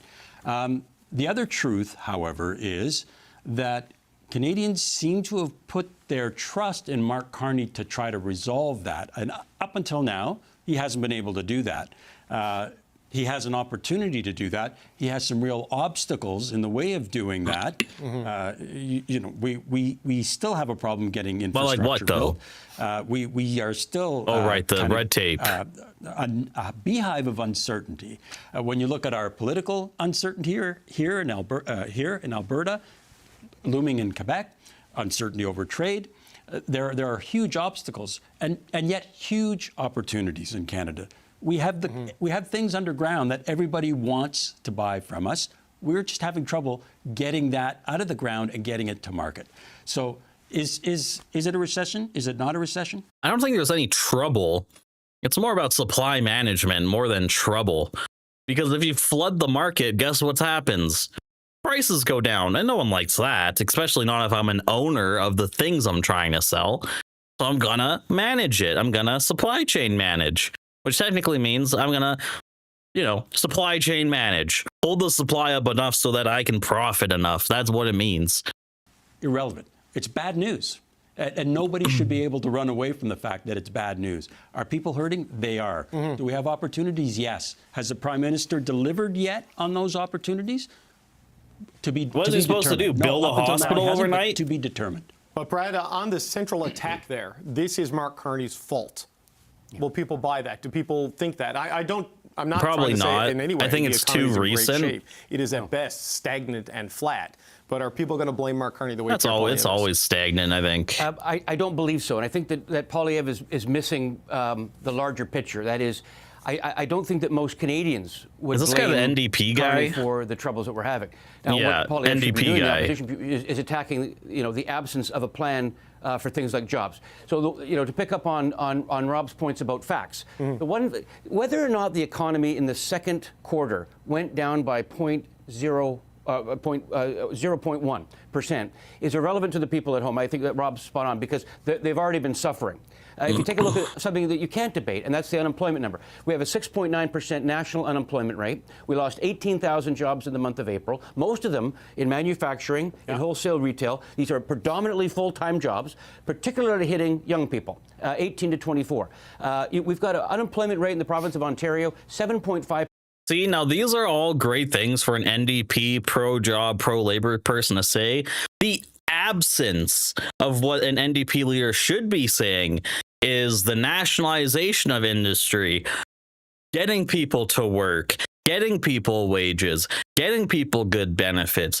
There's work and there's work to do and jobs to be done, and that's not happening under this private sector. Also, what he should be advocating for is saying, if you're an NDP person, pro-labor person, you should recognize that capitalism relies on a fathom of people to be unemployed, to drive down wages. Like, that is the absence of what the Labour Party, the NDP party, has in Canada.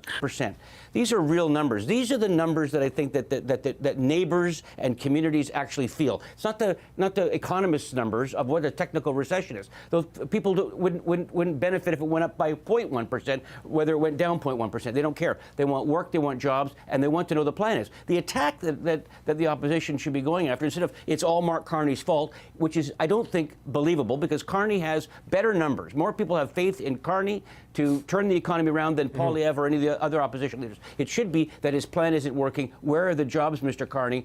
Communities are suffering, because then people at home would say, yes, he does have an obligation to bring jobs. They haven't come yet. When are the jobs coming? And create a sense of expectation that the plan should start working soon, and after 12 months it hasn't been. But don't blame it on...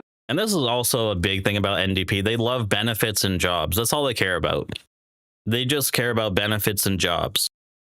What a socialist would care about, what a socialist should care about, and an NDP pro-labor, I would assume, would have lots of socialists around them. If they're pro-union and pro-labor, lots of socialists are around that.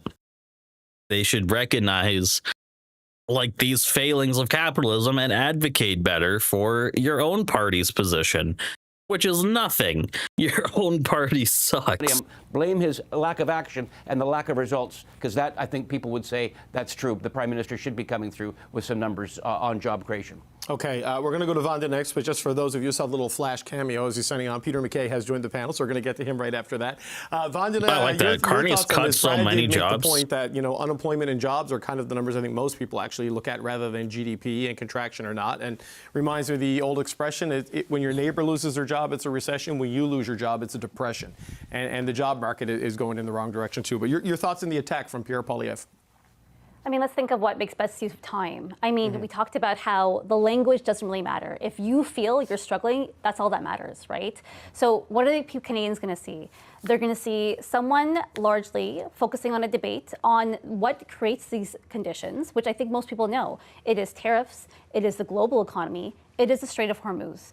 And they'll see another leader who has been trying to create deals with new partners, try to find ways to work with provinces to figure out how we get these commodities to markets and build infrastructure. And yes, there are areas where that can be a challenge for the Prime Minister because not everything is in his purview. But you're going to see someone trying to do something about it to try to provide jobs, try to provide economic conditions. And I think largely, given that Mark Carney, you can argue, is an economist, people feel faith in that. They feel like, oh, he's doing the right things. And they don't put their finger on exactly what it is, but they feel like he's doing the right things to make sure our economy doesn't go down there, that we do build jobs, not just for today, for the future. So tactics-wise, is it the wisest thing? Also, the thing about jobs in the future is that they're always going away because of constant increases in machinery, constant capital, constantly AI upgrading. Like, these also depress wages very much. They make workers much more productive, much more useful, but ultimately they still don't get paid enough, and their jobs are going to be replaced. So the unemployment pool just grows larger. So, you know, it's probably not going to happen under Mark Carney's term, but just long term. To make Canadians feel that he's going to do something else, I don't think so. So, Peter MacKay, your thoughts. We played there off the top of the segment a clip package with Pierre Poilievre saying that, you know, Mark Carney is the only leader in the G7 who has driven the economy into a full-blown recession. That's the phrase the Conservatives are using, not technical recession. Is that the right argument for the opposition to make? Will people buy that argument with the state of the economy as it is right now? The thing is, what you got to do, where is the indicators? Put up some indicators, please. Besides unemployment, like just put like visualize what indicator they're using that says technical recession. They said like 0.1 stagnant. Like it's always stagnating. Well, I mean, it's always around 0.1 positive, negative. I think there's been a lot of good points registered in terms of how this plays out politically, but the bigger issue not always, but recently, all of these combined issues around affordability, this recession now as it's been labeled, and how that's impacting right across the country, and it's worse in some parts of the country. Let's be honest. You know, you and I are from Atlantic Canada. We've seen more flatline periods in the economy over a longer period of time. So sometimes it doesn't hit the same or doesn't land the same here. But you know, one of the monsters in the room that is looming and looming large is what is going to happen with this free trade negotiation, because that can pile on to the issues that we're seeing happening out there. Now, is this all Mark Carney's fault? No. There's a lot of, you know, combined factors here, including geopolitics and the cost of oil and how that is rippling across the economy. But let's not forget one thing that I'm surprised, actually, that opposition parties haven't pointed out more readily, and that is that Mark Carney was in the back rooms of the Liberal Party for 5 years, endorsing a lot of the policies, mainly the anti-resource policies that have contributed significantly, let's be honest, to where Canada finds itself now. Is he trying to correct that? Certainly. All credit to him. Then this is the thing. He knows that the Liberals pulled the mask off. The thing is that is all true. Carney was totally in the, like, Trudeau was like, here you go, my gift to you, Canada, Mark Carney, farewell. And the thing is, Mark Carney was always back there, right? Working away and shit, doing his econ thing. And the thing is that no matter what, is that, like, nothing changes. You should realize that nothing changes under either thing. The fucking Trudeau woke climate positive like woohoo shit didn't work. Carney's cutting all these jobs. Goodbye to the carbon tax. Blah blah blah. Doesn't seem like it's working immediately.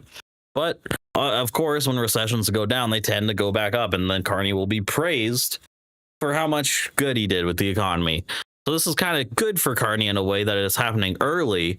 If a recession is happening early, and then he can maybe ride out the benefits of the restart period.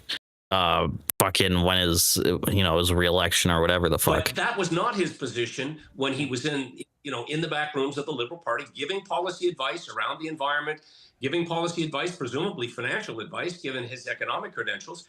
And so there is an element of that does stick to him, that he has to wear. He's changing that, and hence some of the pushback from within his own party. He's trying to get us more in the game on resources, on defense. But that is a more believable narrative, in my view, than saying this is all Mark Carney's fault. I think there are some facts here that can be presented that do leave a certain vulnerability. But that's the thing. It's like, that's just capitalism.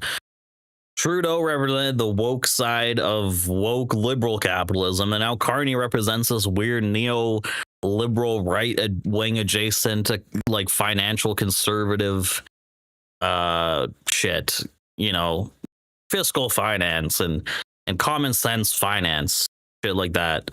Under either system, you're left with capitalism, and it's shit. It has recessions every 5 to 7 years. It has crises all the time. For the Prime Minister.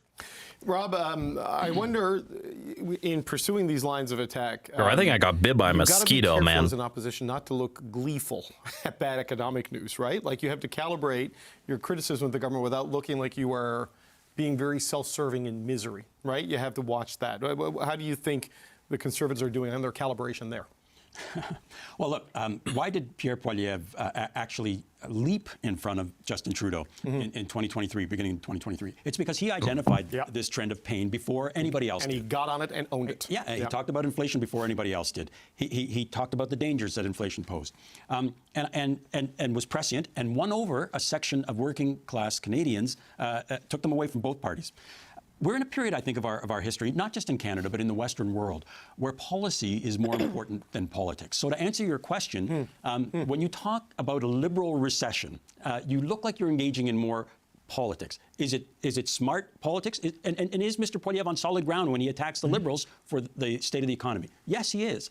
But it's also an opportunity, and I didn't hear him taking advantage of that opportunity this afternoon. Bro, I am falling apart here. I got a mosquito bite. Policy. My eye is itchy. Oh my God, I'm falling apart. What he would do with the issues bedeviling Canada, including primarily the issue that Peter raised, what would he do with the hammer that's pulverizing industry in Ontario and in Quebec in particular? How would he deal with the creature that is Donald Trump? That's an opportunity for him. I would suggest that he concentrate more on that than on the politics. You can't avoid the politics. We're in an adversarial system, but that's where the opportunity lies for Mr. Poilievre. Yeah, and Dominic LeBlanc. I think, honestly, here's my take.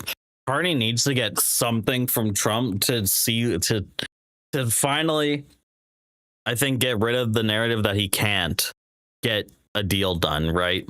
Because it's been a year-ish about, and there's no free trade still. And the thing is, America's just going to want to squeeze Canada, squeeze and squeeze even more. So today was the deadline for it's going to be hard to flip that. List of irritants. It's like Festivus Day for NAFTA. It's a list of grievances they got put in. But in talking about the state of the economy purely like on the math, every new economic report that comes out from a major bank is kind of downplaying this, right? So people might be confused with headlines of a technical recession. You've got people like Derek Holt at Scotiabank calling it a wimp session. He said, in the annals of recession talk, there lie meaningful downturns. This one, he says, would be among the wimpiest recessions on record if we were to call it one. A wimp session. I don't know if that's the details on that stuff matter in the broader thing. For a political argument. I mean, does the data play a role in this, or is it just how people feel and how that is epitomized in the language of the politicians? See this scratch? All those. I mean, what are the banks going to do? The banks hold all the portfolios, all this money, all this stuff. What are they going to do? Yep, recession's coming. Everyone panic and crash it even more. It's certainly not going to hurt the Prime Minister when the banks are providing a bit of shade for you to say, the numbers don't look good, but please, they're not as bad as they could be. That's not bad for an incumbent Prime Minister. I'm sure any Prime Minister would love the banks to come out and say this is not as bad as it could be. But it's not about the numbers, and it's not about whether or not it's a light recession or a heavy recession or like some of the tough times that we've had over the last 20, 30 years. It's about how people feel about it, and it's about, I think, also the milestones along the way that will test people's patience. So after the first year, we're still seeing that the public, by and large, are supportive or are more supportive of Carney over Poilievre or any of the other opposition leaders. That gives them, again, a little bit more runway than if other leaders of the opposition were more popular. Then the question is, what are the milestones? So we've got the CUSMA deadlines approaching. We're going to have other milestones. We've got the midterms later in the fall to check to see how that will affect the White House or Congress's response to what Trump has been doing to this country over the last 13, 14 months. I think a lot of people are going to be standing by. But it's how long people are patient for, right? So right now, 12 months in, Poilievre blames Carney for all the things that are going wrong in this country. I don't think that's where the public mood is. I don't think that he is beyond criticism, though, of strong opposition critics. Speaking of, where is my man here? Let's see what this my own like Pierre had to say. Let's bring Pierre in to the conversation. Let's bring in Pierre. Pierre, come on down. France is facing tariffs and global economic uncertainty. France is not in a recession.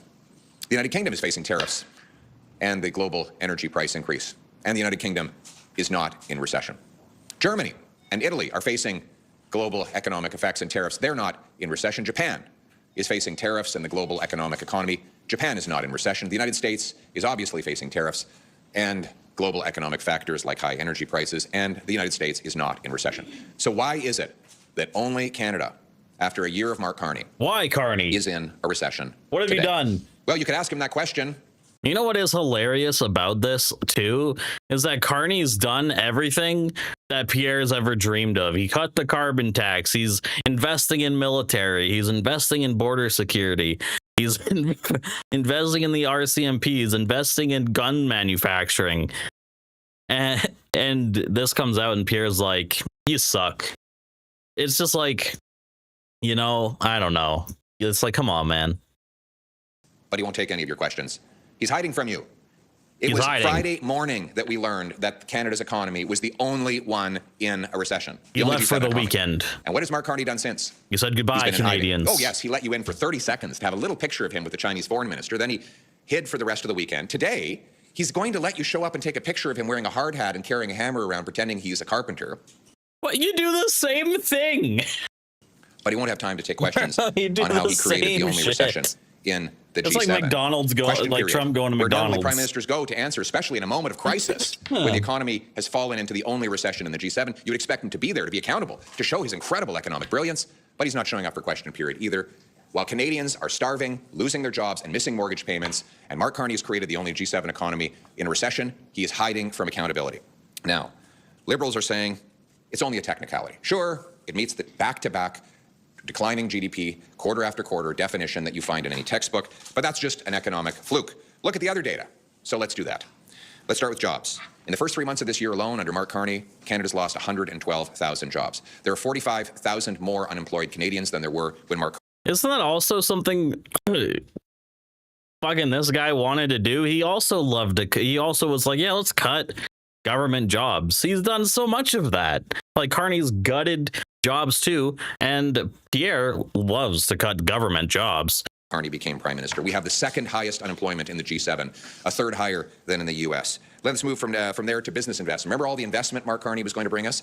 For 5 consecutive quarters, investment has declined in Canada. There's $20 billion in net investment that has left since he took office. Damn. In fact, there's been, when it comes to investment, we have the worst investment per capita of any country in the G7 under his leadership. And by the way, that stacks on top of the $1 trillion of net investment that had already left in the prior 10 years of the Liberal government. And that investment then flows into people's ability to pay their bills. So let's look at that. Equifax put out a data last week showing that insolvency rates have now reached their highest level since 2009, up 19% year over year under Carney. 1.5 million Canadians missed a minimum debt payment in the first 3 months of this year. Mortgage delinquency rates are up 1/3 in 1 year. And Canada under Carney has the worst household debt of any country in the G7. Just today, the Food Bank's Canada report came out showing, and I'm quoting, something fundamental has shifted in Canada. 1/4 of people are food insecure. That's 1 in 4 people who struggle to access the food they need to be at their best. This sharp rise 1 in 4, and obviously not in this picture. in food insecurity is not a surprise to the Food Bank network, which has seen demand increase year over year, with visits doubling across Canada since 2020. A country cannot be strong and resilient when so many people are struggling to pay their essentials. Too many people have incomes that do not meet the cost of living. For one thing, a job is no longer enough to ensure a reliable pathway to stability. Keeping up with rising food costs has become more difficult, even for those who are employed, who now make up 1 in 5 food bank clients. 4 in 10 Canadians are now spending more than 30% of their income on housing. And that number is the threshold to determine that they cannot afford the homes in which they live. The share of people reporting difficulty in accessing care rose steadily from 19% in 2023 to 24% in 2026. So Mr. Carney says we're not in a real recession because he sent out his Liberal commentators and economists to say it's just a technicality. Mr. Carney, I have a question for you, and I hope that you'll have the courage to actually look Canadians in the eyes today and be accountable for your recession. Yeah, she's loving this right here. Who has to turn back items at the grocery checkout because she can't afford to pay for them. Are you going to tell her that her hunger is just a technicality? Are you going to say to the man who goes home to his kids in Windsor tonight to say that he's lost his job and they're going to have to sell the home? That's only technical. Are you going to tell that young couple that work every day but still can't move out of that 400 square foot apartment that their inability to own a home is just technical? Or are you going to own up for the recession that you created? You know what? Get into the House of Commons and do your job to reverse the Liberal policies. That's a great, angle. Great angle, because it's like people are not numbers, right? And that hits hard because it's like you cannot treat Canadians as a single number. These people are struggling, which is great.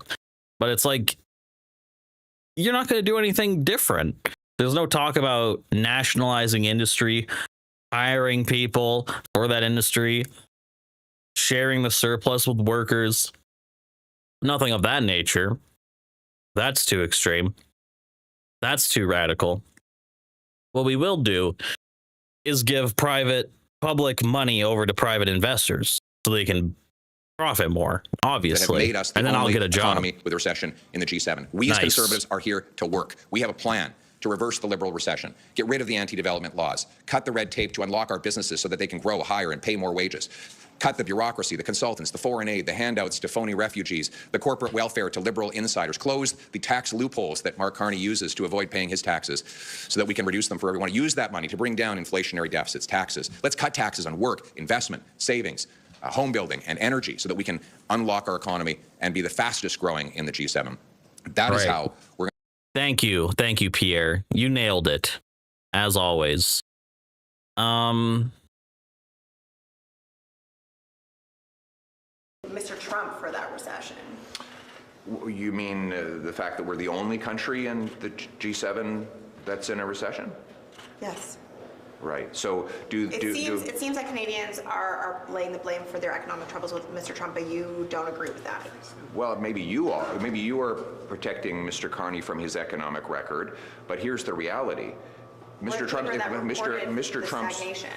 Trump's policies are affecting all G7 countries, and none of them are in recession. Mexico shares a border with the United States.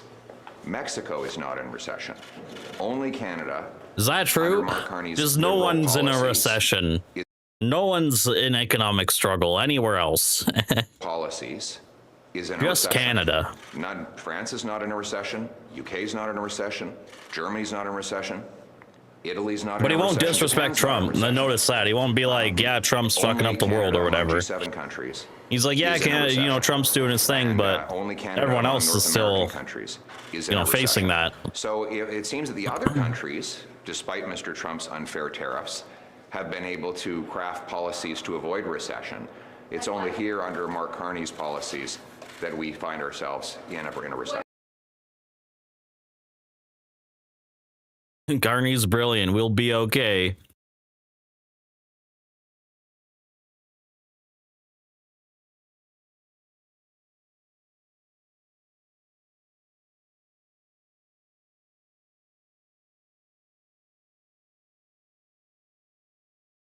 But nonetheless, I think the public is. Yeah, no, I'm done with the recession. Recession, it always happens. You know, if you made it through the video, like and subscribe. You're a goat. But honestly, we're gonna get to gaming, I think, because I'm done. I'm done with Canada. I'm over Canada. I'm over it, Canada.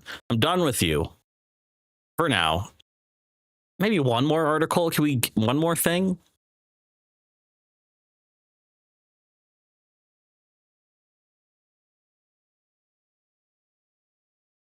Is there anything cool I can look at to end this?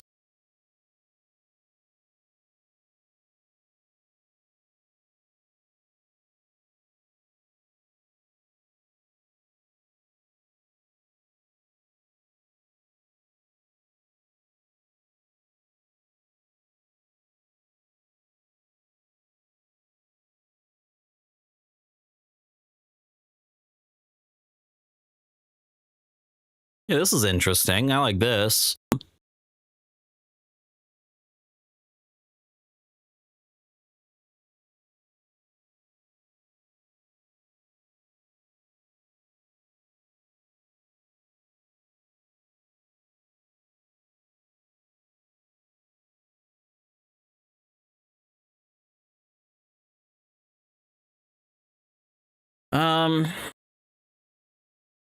Dude, I have to actually pee and shit now. Oh my god. I've been waiting for this for about 3, 4, 5 hours now. It's finally, I feel it. Good news, everyone. Thank you, thank you, thank you.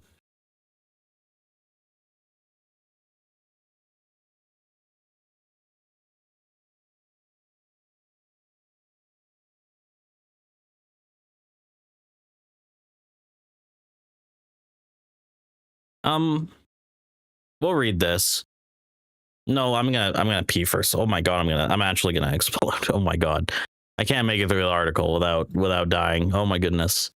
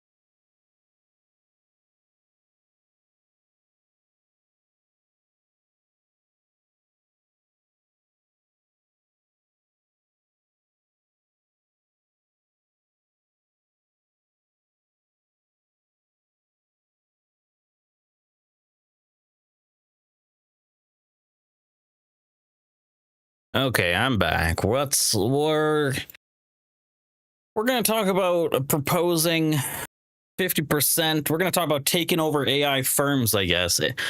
Bernie Sanders has a radical idea, and I guess we're going to talk about it. So, Bernie Sanders proposes a new bill.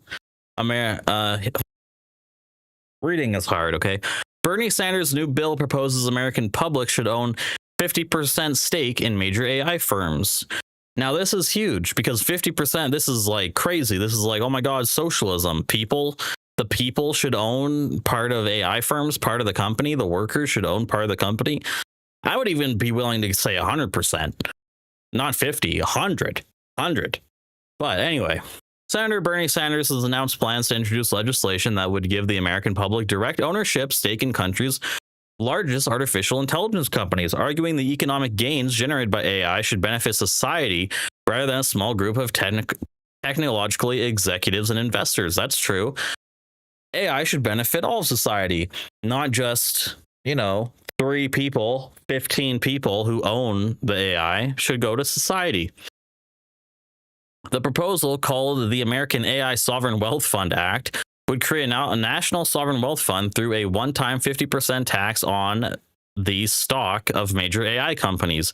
Instead of taxing profits, the measure would require companies to contribute equity, effectively transferring a substantial ownership stake into a publicly controlled investment fund. So it's taking equity, not profits. Not the actual profits, it's taking equity value. So made up value. Stock value, etc. In a video announcing the proposal, Sanders described the artificial intelligence as the most transformational technology in the history of the world and argued that the technology is built upon humanity's collective knowledge, creativity, and labor. The foundation of AI is our collective human intelligence, Sanders said. Our books, songs, works, journalism, computer code, scientific research, videos, everything. A sovereign wealth fund built from AI ownership. According to Sanders, the legislation would target companies such as OpenAI, Anthropic, xAI, and other major AI developers. The shares collected through the proposed tax would be placed into a sovereign wealth fund owned on behalf of the American public. The senator argues that the fund would serve 2 purposes. First, it would give the public a role in influencing the future direction of AI through government-held voting shares and board representation. Second, it would allow Americans to benefit financially if the value of leading AI companies continues to grow. Sanders suggested that future proceeds from the fund could help support direct payments to citizens as well as investments in healthcare, education, and housing. The proposal draws inspiration from sovereign wealth funds already opening around the world. Sanders specifically pointed to Norway's provincial pension fund built on oil revenues, and now one of the world's largest investment funds, and Alaska's permanent fund, which distributes annual payments to state residents. That's cool. Growing debate over who benefits from AI. The announcement comes at a time when the world is actively deliberating on how the economic benefits of AI should be distributed. Supporters of stronger AI wealth sharing mechanisms argue that automation could dramatically increase productivity while simultaneously displacing workers across multiple industries. That's 100% true. Critics of current AI development models contend that a handful of companies and investors could capture most of the economic gains generated by the technology. That is true. Sanders has repeatedly raised concerns that AI and robotics could eliminate jobs while concentrating wealth and power in the hands of small numbers of tech firms. That's true. All of that is very true and concerning. Earlier this year, he warned that AI could become the most transformative economic revolution in the history of this country and called for policies that ensure workers' benefits from the technology rather than being displaced by it. Notably, Sanders argued that the idea of public participation in AI-generated wealth is not entirely new. OpenAI has previously discussed concepts involving public wealth funds that would give citizens a stake in AI-driven economic growth, while Anthropic has suggested national sovereign wealth funds as one possible response to the economic disruptions AI could create. Elon Musk has also publicly discussed direct government payments as a potential response to AI-related unemployment. This is so fucked up because, if AI takes over everyone's job, is everyone going to be okay with what the government tells them they can make? or whatever. Hypothetically, everyone's job's taken, right? And you have to live off of like UBI. Does anything with wages make sense anymore? You know, like that has to be the conversation. We have to lean towards a more communal sort of thing here. Anyway, an uphill political path. While the proposal is likely to generate significant discussion within the tech and policy circles, its prospects in Congress remain uncertain. A one-time 50% equity transfer would be among the most aggressive government interventions ever proposed. Yeah, that's not happening under the Trump admin, Jesus Christ, for the U.S. tech sector, and would almost certainly face strong opposition from AI companies. Yeah, no shit. Still, the announcement shows a growing policy debate that extends beyond AI safety and regulation. It is about who should own the enormous wealth that advanced AI has created, may create. But anyway, my take is that basically AI, it should be 100%. The workers who work under these AI companies should own 100% of the AI companies. The surplus, the profits, the surplus value that is created by everyone in the company should be shared among everyone in the company. That's not how it works. That might not how it will ever work. I don't know. But that's the AI thing. So this is the part of the stream where I leave to go gaming. We're not going to talk about this shit. We're going to have a break again. Get your popcorn, get your something, because we have a new game, everyone. New game coming up.